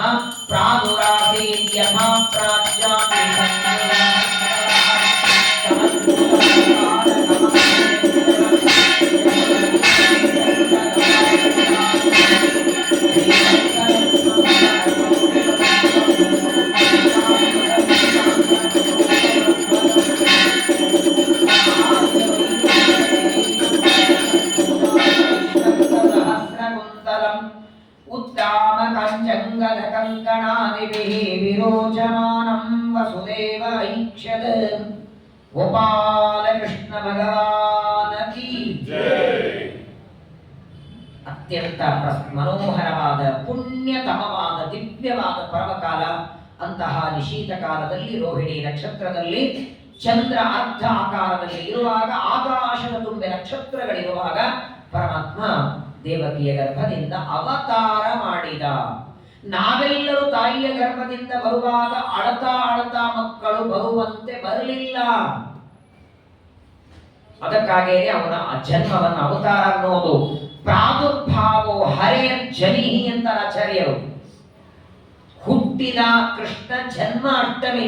ಏನು ಜನ್ಮ ಅಂದ್ರೆ ನಮ್ಮಂತೆ ವಸುದೇವ ದೇವಕಿಯರ ರಕ್ತ ಮಾಂಸದ ಶರೀರ ಅಲ್ಲ ದೇವರದು. ಅಪ್ರಾಕೃತ ವಿಗ್ರಹ. ಅವನ ಶರೀರದಲ್ಲಿ ರಕ್ತ ಇಲ್ಲ, ಮಾಂಸ ಇಲ್ಲ, ಮಜ್ಜ ಇಲ್ಲ ಅನ್ನೋದಕ್ಕಾಗಿಯೇ ಅವನು ಅವತಾರ ಹೇಗ್ ಮಾಡಿದ ಅಂದ್ರೆ ದೇವಕಿಯ ಗರ್ಭದಲ್ಲಿ ಕೂತ್ಕೊಂಡವ ಗರ್ಭದಿಂದ ಹೊರಗೆ ಬಂದ. ಸಂಪುಷ್ಟದಲ್ಲಿ ಇರುವ ದೇವರನ್ನ ಪೂಜೆ ಮಾಡುವಾಗ ಸಂಪುಷ್ಟದಿಂದ ಹೊರಗೆ ತೆಗೆಯುವಂತೆ ಪೂಜೆ ಮಾಡಿ ಮತ್ತೆ ಸಂಪುಷ್ಟದಲ್ಲಿ ಇರ್ತೀವಲ್ಲ, ಆ ಸಂಪುಷ್ಟದಿಂದ ಪ್ರತಿಮೆ ಶಾಲಿಗ್ರಾಮ ಹೊರಗೆ ತೆಗೆಯುವಂತೆ ದೇವಕಿಯ ಗರ್ಭವೆಂಬ ಸಂಪುಷ್ಟದಿಂದ ಹೊರಗೆ ಬಂದ. ಹೇಗೆ ಕಾಣಿಸ್ಕೊಂಡ? ಅವತಾರ ಮಾಡುವಾಗಲೇ ಹೇಗೆ ಬಂದ ಅಂದ್ರೆ ತಮದ್ಭುತಂ ಬಾಲಕಮಪ್ಪುರೇಕ್ಷಣಂ ಚತುರ್ಭುಜಂ ಶಂಖ ಗದಾದ್ಯುಧಾಯುಧಂ ಶ್ರೀವತ್ಸಲಕ್ಷ್ಮಂ ಗಲಶೋಭಿಕೌಸ್ತುಭಂ ಪೀತಾಂಬರಂ ಸಾಂದ್ರಪಯೋಧ ಸೌಭಗಂ ಮಹಾರ್ಯ ವೈಡೂರ್ಯ ಕಿರೀಟ ಕುಂಡಲ ದ್ವಿಷಾಪರಿಶ್ವಕ್ತ ಸಹಸ್ರ ಕುಂತಲಂ ಉದ್ದಾಮ ಕಾಂಚಂಗದ ಕಂಕಣಾದಿಭಿಃ ವಿರೋಚಮಾನಂ ವಸುದೇವ ಐಕ್ಷತ. ಈ ಶುಕಾಚಾರ್ಯರ ಮಾತು. ತಮದ್ಭುತಂ ಬಾಲಕಂ, ಅದ್ಭುತನಾದ ಬಾಲಕ ಅಂತ ವರ್ಣನೆ ಮಾಡ್ತಾರೆ. ಸಾಮಾನ್ಯವಾಗಿ ನೋಡಿ, ನಮಗೆ ವಯಸ್ಸಿಗೆ ತಕ್ಕಂಗೆ ಹೆಸರಿರುತ್ತೆ. ತಾಯಿಯ ಗರ್ಭದಿಂದ ಹುಟ್ಟಿ ಬಂದು 5 ವರ್ಷದವರೆಗೆ ಶಿಶು ಅಂತಾರೆ. 6ನೇ ವರ್ಷದಿಂದ 10ನೇ ವರ್ಷದವರೆಗೆ ಬಾಲಕ ಅಂತಾರೆ. ಅದರ ನಂತರದಲ್ಲಿ ಕುಮಾರ ಅಂತಾರೆ. ಅದರ ನಂತರದಲ್ಲಿ ಯುವಕ ಅಂತಾರೆ. ಅದರ ನಂತರ ವೃದ್ಧ ಅಂತಾರೆ, ವಯಸ್ಸಿಗೆ ತಕ್ಕ ಹಾಗೆ. ಆದರೆ ದೇವಕಿಯ ಗರ್ಭದಿಂದ ಪರಮಾತ್ಮ ಬರುವಾಗ ಬಾಲಕನಾಗಿ ಬಂದ, ಅಂದ್ರೆ 14 ವರ್ಷದ ತರುಣನಂತೆ ಬಂದ ಅಂತೆ. ಅದಕ್ಕೆ ಶುಕಾಚಾರ್ಯರು ಬರೇ ಬಾಲಕ ಅಲ್ಲಿಲ್ಲ, ಅದ್ಭುತಂ ಬಾಲಕಂ ಅಂದ್ರು. ಯಾವ ತಾಯಿಯ ಗರ್ಭದಿಂದಲೂ ಈ ರೀತಿ ಮಕ್ಕಳು ಹುಟ್ಟಿದಿಲ್ಲ. 7ನೇ ತಿಂಗಳಿಗೆ ತಾಯಿಯ ಗರ್ಭದಲ್ಲಿ ಇರುವಾಗ ಜನ್ಮಾಂತರದ ಜ್ಞಾನ ಬಂದು ನೆನಪಾಗಿ 9ನೇ ತಿಂಗಳ ಗರ್ಭದಿಂದ ಬರುವಾಗ ಜ್ಞಾನವೆಲ್ಲ ಮರ್ತು ಹೋಗುತ್ತೆ ಅಂತ ಅಳುತ್ತವೆ ಮಕ್ಕಳು. ಗರ್ಭದಿಂದ ಹುಟ್ಟುವಾಗ ಮಕ್ಕಳಲ್ಲಿ ಯಾಕೆ ಅಳುತ್ತವೆ ಹೇಳಿ? ಅಕಸ್ಮಾತ್ ಅಳ್ಳಿಲ್ಲ ಅಂದ್ರೆ ಡಾಕ್ಟರ್ ಚೂಟಿ ಅಳಿಸ್ತಾರೆ, ಅಳಬೇಕಂತೆ. ಆ ಮಕ್ಕಳ ಇಂದ್ರಿಯಗಳೆಲ್ಲ ಆಕ್ಟಿವಿಟಿ ಆಯಿತು, ಅಳತಾ ಬರಲಿಲ್ಲ ದೇವರು. ತಮದ್ಭುತಂ ಬಾಲಕಂ, ಅದ್ಭುತ ಬಾಲಕ. ಅದ್ಭುತ ಅಂದ್ರೆ ಪ್ರಪಂಚದೊಳಗೆ ಇವನಂತಹ ಚಲುವನಾದ ವ್ಯಕ್ತಿ ಇನ್ನೊಂದಿಲ್ಲ. ಮಾತ್ರವಲ್ಲ, ಗರ್ಭದಿಂದ ಬರುವಾಗಲೇ ಚತುರ್ಭುಜನಾಗಿ ಬಂದ. ನಮ್ಮ ಮಕ್ಕಳು ಗರ್ಭದಿಂದ ಬರುವಾಗ 4 ಕೈಗಳಿಂದ ಬರ್ತವ? ಇರೋ 2 ಕೈ ಚೆನ್ನಾಗಿದ್ರೆ ಸಾಕು. ಚತುರ್ಭುಜಂ ಶಂಖ ಗದಾತ್ಯುದಾಯುಧಂ. ಶಂಖ ಚಕ್ರ ಗದಾ ಪದ್ಮ ಧಾರಣ ಮಾಡಿದ್ದಾನೆ, ಪೀತಾಂಬರ ಉಟ್ಕೊಂಡಿದ್ದಾನೆ, ಕಿರೀಟ ಹಾಕೊಂಡಿದ್ದಾನೆ, ವನಮಾಲೆ ಹಾಕೊಂಡಿದ್ದಾನೆ, ಕೌಸ್ತುಭಮಣಿ ಹಾಕೊಂಡಿದ್ದಾನೆ. ವಕ್ಷಸ್ಥಳದಲ್ಲಿ ಲಕ್ಷ್ಮೀದೇವಿಯಿಂದ ಸಹಿತನಾಗಿ 14 ವರ್ಷದ ದಿವ್ಯವಾದ ರೂಪದಿಂದಲೇ ಗರ್ಭದಿಂದ ಪ್ರಕಟನಾದ. ಏನ್ ತಂದೆ ತಾಯಿಗಳ ಪುಣ್ಯ ನೋಡಿ. ಇದರಲ್ಲಿ ತಂ ಅದ್ಭುತಂ ಬಾಲಕಂ ಅಂಬುಜೇಕ್ಷಣಂ ಅಂತ ಒಂದು ಶಬ್ದ ಇದೆ. ಅಂಬುಜ ಅಂದ್ರೆ ಕಮಲ, ಈ ಕ್ಷಣ ಅಂದ್ರೆ ಏನಿದು? ಯಾವಾಗಲೂ ಕಣ್ಣುಗಳಿಗೆ ಕಮಲ ದೃಷ್ಟಾಂತರ ಯಾಕೆ ಕೊಡ್ತಾರೆ? ಕಮಲದಂತೆ ಕಣ್ಣು, ಕಮಲದಂತೆ ಕಣ್ಣು, ಕಮಲದಂತೆ ಕಣ್ಣು. ಕಣ್ಣು ಯಾವಾಗ ನೋಡಿ, ಕಮಲ ಪುಷ್ಪದ ಒಂದು ಗುಣ ಏನು ಗೊತ್ತಾ? ಪದ್ಮ ಪತ್ರ ಮೀಮಾಂಭಸ. ಕೃಷ್ಣ ಹೇಳ್ತಾರಲ್ಲ ಭಗವದ್ಗೀತೆಯಲ್ಲಿ, ಕಮಲ ಪತ್ರದ ಮೇಲೆ ಎಷ್ಟೇ ನೀರು ಹಾಕಿದ್ರು ಅದು ಅಂಟಿಕೊಳ್ಳೋದಿಲ್ಲ. ಹಂಗೆ ಪರಮಾತ್ಮನ ಕಣ್ಣೊಳಗೆ ದುಃಖದಿಂದ ನೀರು ಎಂದಿಗೂ ಬರಲ್ಲ, ಆನಂದದ ನೀರೇ ಬರಬೇಕು ಅವನ ಕಣ್ಣಲ್ಲಿ. ದುಃಖದಿಂದ ಎಂದಿಗೂ ನೀರು ಬರದೆ ಯಾವಾಗಲೂ ಸ್ವಚ್ಛವಾದ ಶುದ್ಧವಾದ ಕಣ್ಣು ಉಳ್ಳವ, ನಿರ್ಮಲ ನಿರ್ದೋಷ ಅನ್ನುವ ಅರ್ಥ ಕಣ್ಣಿಗೆ ಬರುತ್ತೆ. ಅದಕ್ಕಾಗೇನೆ ಕಣ್ಣುಗಳಿಗೆ ಕಮಲ ದೃಷ್ಟಾಂತ ಕೊಡ್ತಾರೆ. ಆದರೆ ಈ ಅಂಬುಜೇಕ್ಷಣ ಅನ್ನೋ ಶಬ್ದಕ್ಕೆ ನಮಗೆ ನಿಮಗೆ ಗೊತ್ತಿರೋದೇನು? ಕಮಲದಂತೆ ಕಣ್ಣು ಉಳ್ಳವರು ನಮ್ಮ ಸ್ವಾಮಿಗಳು ಸತ್ಯಾತ್ಮರು ಇಷ್ಟೇ ಶಬ್ದ ನೋಡಿ. ಅಂಬುಜೇಕ್ಷಣ ಅನ್ನೋ ಶಬ್ದಕ್ಕೆ 108 ಅರ್ಥ ಹೇಳಿದ್ದಾರೆ. ಅದರಿಂದ ಒಂದು ಪುಸ್ತಕ ಇದೆ, ಅಂಬುಜೇಕ್ಷಣ ಅಂತೇಳಿ ಒಂದು ಪುಸ್ತಕ ಇದೆ. ನಿಮ್ಮ ಹತ್ರ ಇದ್ರೆ ಒಂದ್ಸಲ ತಗೊಂಡು ನೋಡಿ. ಆ ಶಬ್ದ ಇಲ್ಲಿಂದ ಏನು? ದೇವಕಿಯ ಗರ್ಭದಿಂದ ಅವತಾರ ಮಾಡಿದಾಗ ಪರಮಾತ್ಮನ ಕಣ್ಣುಗಳ ಹೇಗಿತ್ತು ಅಂತ ಶುಕಾಚಾರ ವರ್ಣನ ಮಾಡ್ತಾರೆ. ಕಮಲದಂತೆ ಅರಳಿದ ನಿರ್ದೋಷವಾದ ಯಾವ ಲೇಷ, ದುಃಖದ ಲೇಷವೂ ಇಲ್ಲದಿರುವಂತಹ ಕಣ್ಣುಗಳಿಂದ ಯುಕ್ತನಾದವನು. ಪೀತಾಂಬರ ಉಟ್ಕೊಂಡಿದ್ದಾನೆ, ಕಿರೀಟ ಹಾಕೊಂಡಿದ್ದಾನೆ, ಕುಂಡಲಗಳನ್ನು ಹಾಕೊಂಡಿದ್ದಾನೆ, ಉತ್ತಮವಾದ ದಾವವನ್ನು ಕಟ್ಕೊಂಡಿದ್ದಾನೆ. ಇಂತಹ ದಿವ್ಯವಾದ ಒಂದಲ್ಲ ಎರಡಲ್ಲ ಕೋಟಿ ಸೂರ್ಯರು ಆಕಾಶದಲ್ಲಿ ಬಂದರೆ ಏನು ಪ್ರಕಾಶ ಬರಬೇಕೋ ಅದಕ್ಕೂ ಮಿಗಿಲಾದ ಅನಂತ ಕಾಂತಿಯಿಂದ ಯುಕ್ತನಾದ ಪರಮಾತ್ಮನನ್ನ ವಸುದೇವ ಐಕ್ಷತ ಅಂದ್ರೆ ನೋಡಿದ. ವಾಸ್ತವಿಕ ಏನಾಗಿತ್ತಂದ್ರೆ 6 ಗರ್ಭಗಳನ್ನ ಕಂಸ ಕೊಂದ ಮೇಲೆ 7ನೇದು ಯಾವಾಗ ಹುಟ್ಟಲಿಲ್ವೋ 8ನೇದು ದೇವಕಿ ಗರ್ಭಿಣಿಯಾದಾಗ ಕಂಸ ಎಲ್ಲ ಸೇವಕರಿಗೆ ಹೇಳಿದ್ದ, 6 ಕೊಂದಿದ್ದೇನೆ, 7ನೇದು ಹುಟ್ಟಲೇ ಇಲ್ಲ, ಈಗ ಇರೋದ 8ನೇದು. ಈ 8ನೇ ಗರ್ಭ ಹುಟ್ಟಿದ ಕ್ಷಣ ಬಂದು ಯಾರು ನನಗೆ ಮೊದಲು ಹೇಳ್ತೀರಿ ಬಹುಮಾನ ಕೊಡ್ತೇನೆ. ಅದು ಹಗಲತ್ತು ಹುಟ್ಟುತ್ತದೋ ರಾತ್ರಿ ಹುಟ್ಟುತ್ತದೋ ಗೊತ್ತಿಲ್ಲ, 24 ಗಂಟೆನೂ ಕಣ್ಣೊಳಗೆ ಎಣ್ಣೆ ಹಾಕೊಂಡು ಕಾಯ್ತಾ ಕೂತಿರ್ಬೇಕು. ಯಾರು ಬಂದು ಮೊದಲು ಹೇಳ್ತೀರಿ ಅವರಿಗೆ ಸಂಭಾವನೆ ಕೊಡ್ತೇನೆ ಅಂತ, ಅದನ್ನ ಕಾಯ್ತಾ ಕೂತಿರ್ತಾರೆ. ಎಲ್ಲಿವರೆಗೆ? ದೇವಕಿಯಲ್ಲಿ 10 ತಿಂಗಳು ಪರಮಾತ್ಮ ಇರೋವರೆಗೂ ಎಲ್ಲರ ಸುತ್ತಲೂ ಕಾಯ್ತಿದ್ರು. ತಾನು ಅವತಾರ ಮಾಡಿ ಬರುವಾಗ ಮಾತ್ರ ಎಲ್ಲರಿಗೆ ಗಾಢವಾದ ನಿದ್ರೆ ಕೊಟ್ಟ ದೇವರು. ಹಾಗಾಗಿ ದೇವಕಿಯ ಗರ್ಭದಿಂದ ಕೃಷ್ಣ ಅವತಾರ ಮಾಡಿ ಬಂದ ರೂಪ, ಆ ಅವತಾರ ಮಾಡಿ ಬಂದ ರೂಪ ಸಣ್ಣದಾಗಿ ಅದು ಅಲ್ಲಿಂದ ಗೋಕುಲಕ್ಕೆ ಹೋಗಿ ಅಲ್ಲಿರುವ ಯಶೋದೆ ಇಲ್ಲಿ ಬರೋವರೆಗೂ ಕಂಸನ ಸೇವಕರಿಗೆ ಎಚ್ಚರವೇ ಇಲ್ಲ. ಇದರಿಂದ ಏನು ತೋರಿಸ್ತಾನೆ ಪರಮಾತ್ಮ ಅಂದರೆ ಅಯೋಗ್ಯರಿಗೆ ತನ್ನ ದರ್ಶನ ಕೊಡೋದಿಲ್ಲ. ಕಂಸನ ಆಜ್ಞೆಯನ್ನ ಪಾಲನ ಮಾಡುವ ದುಷ್ಟರಿಗೆ ತನ್ನ ದರ್ಶನವೂ ಕೊಡದೇ ಇದ್ದಾಗ ನಿದ್ದೆ ಬರೆಸಿಕೊಟ್ಟಿದ್ದಾನೆ. ಆ ದೇವಕಿಯ ಗರ್ಭದಿಂದ ಕೃಷ್ಣ ಅವತಾರ ಮಾಡುವಾಗ ಎಲ್ಲ ದೈತ್ಯರು ಗಾಢವಾಗಿ ಮಲಗಿಬಿಟ್ಟಿದ್ದಾರೆ. ಎಚ್ಚರಿದ್ದದಿಬ್ರೇ, ವಸುದೇವ ದೇವಕಿಯರು ಮಾತ್ರ ಎಚ್ಚರಿದ್ದಾರೆ. ಪರಮಾತ್ಮನನ್ನು ನೋಡುತ್ತಾರೆ, ಆ ಪಾದ ಮಸ್ತಕ ನೋಡುತ್ತಾನೆ ವಸುದೇವ.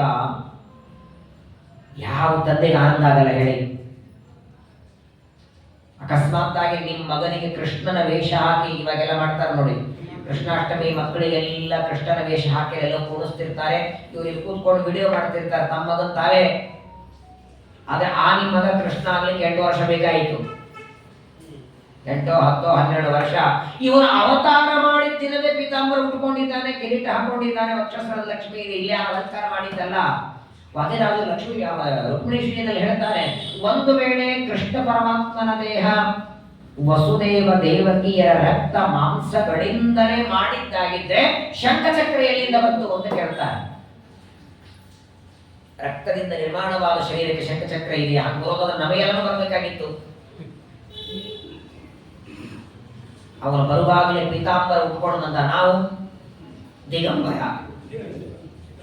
ದಿಗಂಬರ, ಅವನು ಪೀತಾಂಬರ.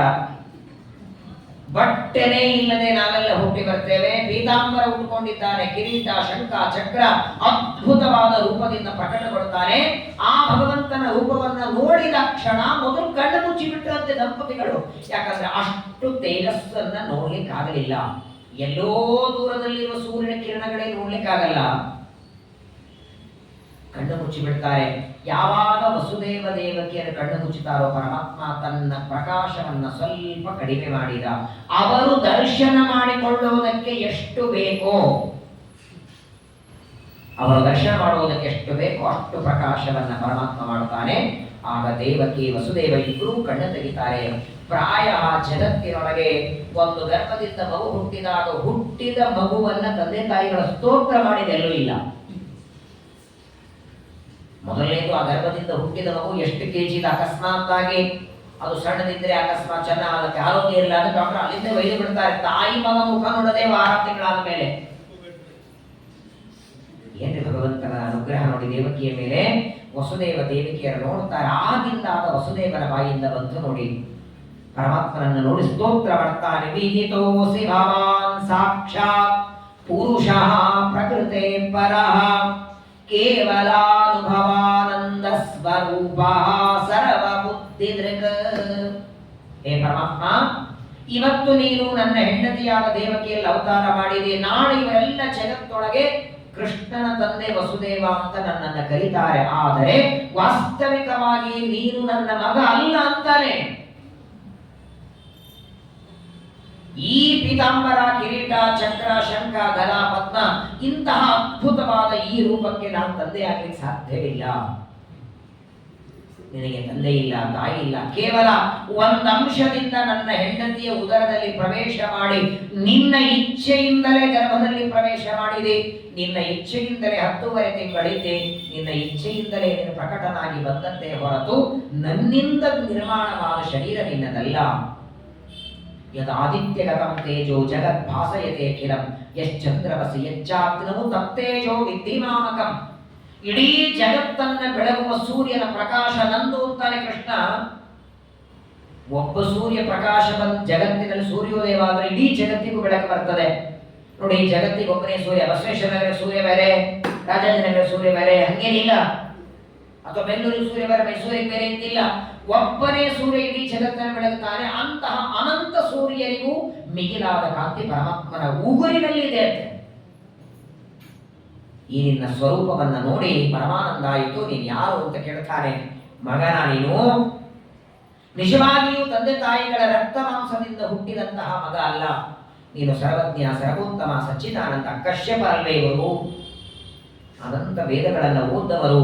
ವೇದ ಜ್ಞಾನ ಇದ್ದದ್ದರಿಂದ ತಾವು ಮೊದಲು ಓದಿದಂತಹ ವೇದಗಳಿಂದ ವಸುದೇವ ತುಂಬಾ ಚೆನ್ನಾಗಿ ಪರಮಾತ್ಮನನ್ನ ಸ್ತೋತ್ರ ಮಾಡ್ತಾನೆ. ನಾವೆಲ್ಲರೂ ಹುಟ್ಟಬೇಕಾದ್ರೆ ಪ್ರಕೃತಿಯ ಸಂಬಂಧ ಇದೆ. ಅದಕ್ಕಾಗಿ ನಮ್ಮ ಶರೀರವನ್ನ ಪ್ರಾಕೃತ ಶರೀರ ಅನ್ನೋದು. ಯಾರಾದ್ರೂ ಬಂದ್ರೆ ಹೇಗಿದೆ ನಿಮ್ ಪ್ರಕೃತಿ ಅಂತ ಕೇಳ್ತೀವಿ, ಅಂದ್ರೆ ನಂತ ಆರಾಮಿದ್ದೀರೋ ಹಂಗ್ಯಾಕೆ ಕೇಳೋದು ಅಂದ್ರೆ ಪ್ರಕೃತಿಯ ಸಂಬಂಧ ಇದ್ದದ್ದರಿಂದ, ಪ್ರಕೃತಿಯ ಬಂಧ ಇದ್ದದ್ದಕ್ಕೆ ನಿಮ್ ಪ್ರಕೃತಿ ಹೇಗಿದೆ ಅಂತ ಕೇಳೋದು. ಪ್ರಕೃತಿ ಪರಹ, ಪ್ರಕೃತಿಯನ್ನ ಮೀರಿದವನು ಮಹತ್ತತ್ವ, ಅಹಂಕಾರ, ಜ್ಞಾನೇಂದ್ರಿಯ, ಕರ್ಮೇಂದ್ರಿಯ ಎಲ್ಲ ಪಂಚಭೂತಗಳನ್ನ ಮೀರಿದವ ಅಪ್ರಾಕೃತವಾದಂತಹ ಶರೀರದಿಂದ ಇವತ್ತು ನೀನು ಗರ್ಭದಿಂದ ಅವತಾರ ಮಾಡಿದ್ದಿ. ನಿನಗೆ ಅನಂತ ನಮಸ್ಕಾರವನ್ನ ಮಾಡ್ತೇನೆ. ಗರ್ಭದಿಂದ ಬಂದಿದ್ದಿ ಅಂದ್ರೆ ಗರ್ಭದಲ್ಲಿ ಈಗೊಂದು ಈಗ ನಾವು ಇಲ್ಲಿದ್ದೇವೆ ಅಂದ್ರೆ ನಮ್ಮ ಮನೆಯಲ್ಲಿ ಇಲ್ಲ ಅಂತ ಅರ್ಥ ತಾನೆ. ಸಂಘದಲ್ಲಿದ್ದೇವೆ ಅಂದ್ರೆ ಮನೆಯಲ್ಲಿ ಇಲ್ಲ, ಪ್ರವಚನ ಮುಗಿದ್ಮೇಲೆ ಮನೆಗೆ ಹೋಗ್ತೇವೆ ಅಂದ್ರೆ ಇಲ್ಲಿಲ್ಲ. ಹಂಗೆ ದೇವಕಿಯ ಗರ್ಭದಿಂದ ಹೊರಗೆ ಬಂದ ಅಂದ್ರೆ ಗರ್ಭ ಖಾಲಿ ಆಯ್ತಾ? ಅಲ್ಲೂ ಇದ್ದಾನೆ. ಒಂದು ಅಂಶದಿಂದ ಗರ್ಭದಿಂದ ಬಂದಿದ್ದಾನೆ, ಇನ್ನೊಂದು ಅಂಶದಿಂದ ಗರ್ಭದಲ್ಲಿದ್ದಾನೆ. ಯಾಕಂದ್ರೆ ದೇವಕಿಯಲ್ಲಿ ಇರಲಿಲ್ಲ ಅಂದ್ರೆ ಅವಳ ಪಾಪ ಬದುಕಬೇಕಲ್ಲ. ದೇವಕಿ ಉಸಿರಾಡುತ್ತಿದ್ದಾಳೆ, ದೇವಕಿ ಬದುಕಿದ್ದಾಳೆ ಅಂದ್ರೆ ಒಳಗೆ ಬೈತಾನೆ ಅಂತ ಅರ್ಥ. ಎಲ್ಲ ಕಡೆಗೆ ತನ್ನ ಎಲ್ಲಾ ವಸ್ತುಗಳಲ್ಲಿ ತನ್ನ ಒಂದು ರೂಪ ಇದೆ. ಹಾಲಿನಲ್ಲಿ, ಮೊಸರಿನಲ್ಲಿ, ಕೆನೆಯೊಳಗೆ, ಬೆಣ್ಣೆಯೊಳಗೆ, ಎಲೆಯಲ್ಲಿ, ಹೂವಿನಲ್ಲಿ, ಹಣ್ಣಿನಲ್ಲಿ, ರಸದೊಳಗೆ ಎಲ್ಲಾ ವಸ್ತುಗಳಲ್ಲಿ ತದ್ರೂಪ, ತದಾಕಾರ, ತತ್ಶಬ್ದ ವಾಚ್ಯ. ಇನ್ನೊಂದ್ಸಲ ಹೇಳೀನಿ. ಈ ಮೈಕ್ ಇದೆ, ಮೈಕಿನಲ್ಲಿರುವ ದೇವರ ಹೆಸರೇನು? ಮೈಕು ಅನ್ನೋದು ಅವನ ಹೆಸರು. ಯಾವ ಶಬ್ದದಿಂದ ಪದಾರ್ಥವನ್ನ ಕರೀತೇವೆ ಆ ಹೆಸರು ಒಳಗಿದ್ದ ದೇವರ ಹೆಸರು. ಅವನು ಆ ಪದಾರ್ಥ ಯಾವ ಆಕಾರದಲ್ಲಿರತ್ತೋ ಅದೇ ಆಕಾರ, ಅದೇ ರೂಪ, ಅದೇ ಬಣ್ಣದಿಂದ ದೇವರಿರ್ತಾನೆ. ಉಪನಿಷತ್ತು ತುಂಬಾ ಚೆನ್ನಾಗಿ ಹೇಳ್ತದೆ. ಅಂತಹ ಸಚ್ಚಿದಾನಂದ ರೂಪನಾದ ಸತಚಿತ ಆನಂದ ಆತ್ಮ ಚತುರ್ಗುಣಗಳಿಂದ ಯುಕ್ತನಾಗಿ ಎಲ್ಲ ಮನುಷ್ಯರಿಗೆ ಅನುಗ್ರಹ ಮಾಡುವುದಕ್ಕಾಗಿ ಸಮಸ್ತ ಬ್ರಹ್ಮಾದಿ ದೇವತೆಗಳಿಗೆ ಒಡೆಯನೇ. ಜಗತ್ತೊಳಗೆ ತಂದೆ, ಮಗ, ಮೊಮ್ಮಗ. ಮೊಮ್ಮಗ ಹುಟ್ಟೋದಕ್ಕೆ ತಂದೆ ಕೂದಲೇನಾಗಿರ್ಬೇಕು? ಆದ್ರೆ ಇಲ್ಲಿ ನೋಡಿ, ಬ್ರಹ್ಮದೇವರ ಕೂದಲು ಬೆಳ್ಳಗಿದೆ, ಅದಕ್ಕೆ ಬ್ರಹ್ಮದೇವರಿಗೆ ಪಿತಾಮಹ ಅಂತ ಹೆಸರು. ಬ್ರಹ್ಮದೇವರಿಗೂ ತಂದೆಯಾದ ಭಗವಂತನ ಮಾತ್ರ ಹೆಂಗಿದೆ? ಅನಾದಿ ಕಾಲದಿಂದ ಅನಂತ ಕಾಲದವರೆಗೆ ನಿತ್ಯ ತರುಣ ದೇವರು, ನಿತ್ಯ ತರುಣಿ ಅವನ ಹೆಂಡತಿ. ಅವನ ಮಕ್ಕಳಿಗೆ ಮೊಮ್ಮಕ್ಕಳಿಗೆಲ್ಲ ವಯಸ್ಸಾಗತ್ತೆ, ವರ್ಷ ಆಗತ್ತೆ, ಆಯುಷ್ಯ ಆಗತ್ತೆ, 100 ವರ್ಷ ಮುಗಿತದೆ. ಕೊನೆಗೆ ಬ್ರಹ್ಮದೇವರ 100 ವರ್ಷ ಆದ ಮೇಲೆ ಬ್ರಹ್ಮದೇವರು ತಮ್ಮ ಸ್ಥಾನವೂ ಬಿಡ್ತಾರೆ. ವಾಯುದೇವರು ಬ್ರಹ್ಮ ಪದವಿಗೆ ಬರ್ತಾರೆ. ಅನಾದಿ ಕಾಲದಿಂದ ಅನಂತ ಕಾಲದವರೆಗೆ ಏಕ ಪ್ರಕಾರವಾಗಿ ತರುಣನಾಗಿ ಯಾವ ವಿಕಾರಗಳು ಇಲ್ಲದೆ ಇದ್ದಂತಹ ವ್ಯಕ್ತಿ. ಅಂತಹ ನೀನು ಇವತ್ತು ಅವತಾರ ಮಾಡಿ ಬಂದಿದ್ದಿ. ನಿನಗೆ ಅನಂತ ನಮಸ್ಕಾರ ಮಾಡ್ತೇನೆ. ಬಹಳ ಸುಂದರವಾಗಿ ವಸುದೇವ ಪರಮಾತ್ಮನನ್ನ ಸ್ತೋತ್ರ ಮಾಡ್ತಾನೆ. ವಸುದೇವನ ಸ್ತೋತ್ರ ಆದ ಮೇಲೆ ದೇವಕಿ ತನ್ನ ಮಗನನ್ನ ಸ್ತೋತ್ರ ಮಾಡ್ತಾಳೆ. ಯಾವ ತಾಯಿನೂ ಮಗನನ್ನ ಕೊಂಡಾಡೋದು ತಾಯಿಯ ಗುಣ. ಹೆತ್ತವರಿಗೆ ಹೆಗ್ಗಣನು ಮುದ್ದಾದ ಆ ರೀತಿ ಸ್ತೋತ್ರ ಅಲ್ಲ ಇದು. ಇವತ್ತಿನ ಮಕ್ಕಳು ಇವತ್ತಿನ ತಾಯಿಯಂದ್ರು ತಮ್ಮ ಮಕ್ಕಳನ್ನು ಹೊಗಳುವಂತೆ ಅಲ್ಲ.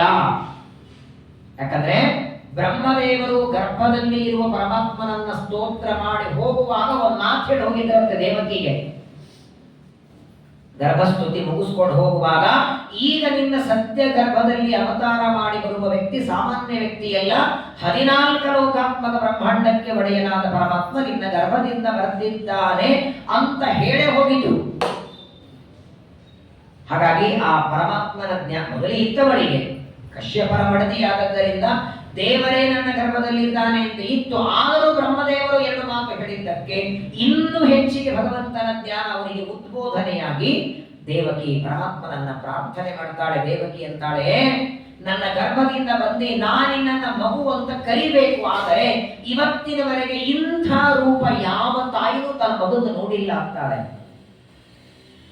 ಎಲ್ಲ ತಾಯಂದ್ರು ಮಕ್ಕಳಾಗಬೇಕು ಅಂತ ಇಚ್ಛೆ ಪಡ್ತಾರೆ, ಗಂಡು ಮಗುವಾಗಲಿ ಅಂತ ಎಲ್ಲರಿಗೂ ಇಚ್ಛೆ ಇರುತ್ತೆ. ಆದರೆ ಯಾವ ತಾಯಿನೂ ಈ ರೀತಿಯಾದ ರೂಪ ನೋಡಿಲ್ಲ. ರೂಪಂ ಯತ್ತತ್ ಪ್ರಾಹುರವ್ಯಕ್ತಮಾದ್ಯಂ ಬ್ರಹ್ಮ ಜ್ಯೋತಿ ನಿರ್ಗುಣಂ ನಿರ್ವಿಕಾರಂ ಸತ್ತಾಮಾತ್ರಂ ನಿರ್ವಿಶೇಷಂ ನಿರೀಹಂ ಸತ್ವಂ ಸಾಕ್ಷಾತ್ ವಿಷ್ಣುರಧ್ಯಾತ್ಮದೀಪಂ. ದೇವಕಿಯ ಸ್ತೋತ್ರ ಇದು. ಒಂದೊಂದು ಮಾತು ಏನಪ್ಪ, ಪರಮಾತ್ಮನನ್ನ ನಿರ್ಗುಣ ಅಂತಾರೆ, ನಿರಾಕಾರ ಅಂತಂತಾಳಲ್ಲ. ಗುಣ ಇಲ್ವ ದೇವರಲ್ಲಿ? ನಿರ್ಗುಣ ಅಂದ್ರೆ ಸತ್ವಗುಣ, ರಜೋಗುಣ, ತಮೋ ಗುಣಗಳಿಲ್ಲ. ನಿರಾಕಾರ ಅಂದ್ರೆ ಪ್ರಾಕೃತವಾದ ಆಕಾರ, ತಂದೆ ತಾಯಿಗಳಿಂದ ನಿರ್ಮಾಣವಾದ ಶರೀರ ನಿನ್ನದಲ್ಲ, ಅಪ್ರಾಕೃತ. ಆದರೂ ಪ್ರಪಂಚದೊಳಗೆ ದೇವಕಿ ನಂದನ ನಂದಕುಮಾರ. ಶ್ರೀಮದ್ ಆಚಾರ್ಯರು ದ್ವಾದಶ ಸ್ತೋತ್ರ ನೋಡಿ, ದ್ವಾದಶ ಸ್ತೋತ್ರ ಮೊದಲನೇ ಅಧ್ಯಾಯ ಒಂದೇ ಅಲ್ಲ. ಆನಂದ ಮುಕುಂದ ಯಾವುದು ಮತ್ಸ್ಯಕರೂಪದ ಯೋಗ ವಿಹಾರಿ 6ನೇ ಅಧ್ಯಾಯ, ಅದು ಮೊದಲನೇ ಅಧ್ಯಾಯ. ಆಕ್ಚುಲಿ ಆಚಾರ್ಯರು ಬರೆಯುವಾಗ ಮೊದಲು ಬರೆದದ್ದು ಮತ್ಸ್ಯಕ ರೂಪದ ಯೋಧ ವಿಹಾರಿ ವೇದ ವಿನೇತ್ರ ಚತುರ್ಮುಖ ವಂದ್ಯ, ಆಮೇಲೆ ಬರೆದದ್ದು ಒಂದೇ. ಆದ್ರೆ ಅಧ್ಯಾಯದಲ್ಲಿ ಅದು ಮೊದಲು ಒಂದು ಬಂತಿಗಟ್ಟೆ. ಯಾಕಂದ್ರೆ ಶ್ರೀಮದಾಚಾರ್ಯರು ದ್ವಾದಶ ಸ್ತೋತ್ರ ಬರೆಯುವಾಗ ಶ್ರೀಕೃಷ್ಣ ಯಾಕಂದ್ರೆ ಅವರು ಕೂತಿದ್ದೇ ಆ ಸಮುದ್ರ ದಂಡೆಯಲ್ಲಿ, ಹಡಗಿನಲ್ಲಿ ಪರಮಾತ್ಮ ಬರ್ತಿದ್ದ. ದ್ವಾರಕೆಯಿಂದ ದೊಡ್ಡದಾದ ಒಬ್ಬ ವ್ಯಾಪಾರ ಮಾಡೋ ವ್ಯಕ್ತಿ ಎಲ್ಲ ರತ್ನ ಮುತ್ತುಗಳನ್ನು ತುಂಬಿಕೊಂಡು ನಾವು ಅಲ್ಲಾಡಬಾರದು ಅಂತ ಒಂದು ಗೋಪಿಚಂದ್ರನ ಗಡ್ಡೆಯನ್ನ ಇಟ್ಕೊಂಡು ಹೊರಟಿದ್ದ. ಸಮುದ್ರದ ಮಧ್ಯದಲ್ಲಿ ನಾವು ಬಂದು ಜೋರಾಗಿ ಬಿರುಗಾಳಿ ಬೀಸ್ತದೆ, ಇಲ್ಲಿ ಗೊತ್ತಾಯ್ತು ನಾನು ಬದುಕೋದಿಲ್ಲ, ಗಾಳಿಗೆ ಬೀಳ್ತೇನೆ ಅಂತ ಜೋರಾಗಿ ಕೂಗುತ್ತಾನೆ. ಮಧ್ಯದಲ್ಲಿ, ಸಮುದ್ರ ಮಧ್ಯದಲ್ಲಿ ದೂರದಲ್ಲಿ ದಂಡೆಯ ಮೇಲೆ ದ್ವಾದಶ ಸ್ತೋತ್ರ ಬರಿತಾ ಕೂತಿದ್ರು ಆಚಾರ್ಯರು. ಅಲ್ಲಿ ಕೂತಂತ ಮಧ್ವಾಚಾರ್ಯ ನೋಡಿ, ಸ್ವಾಮಿ ನನ್ನ ರಕ್ಷಣೆ ಮಾಡಿ ಅಂತ ಕೂಗಿದ. ಆಚಾರ್ಯ ಹೀಗೆ ಶಾಂತಿ ಜಾಡಿಸಿದ್ರ.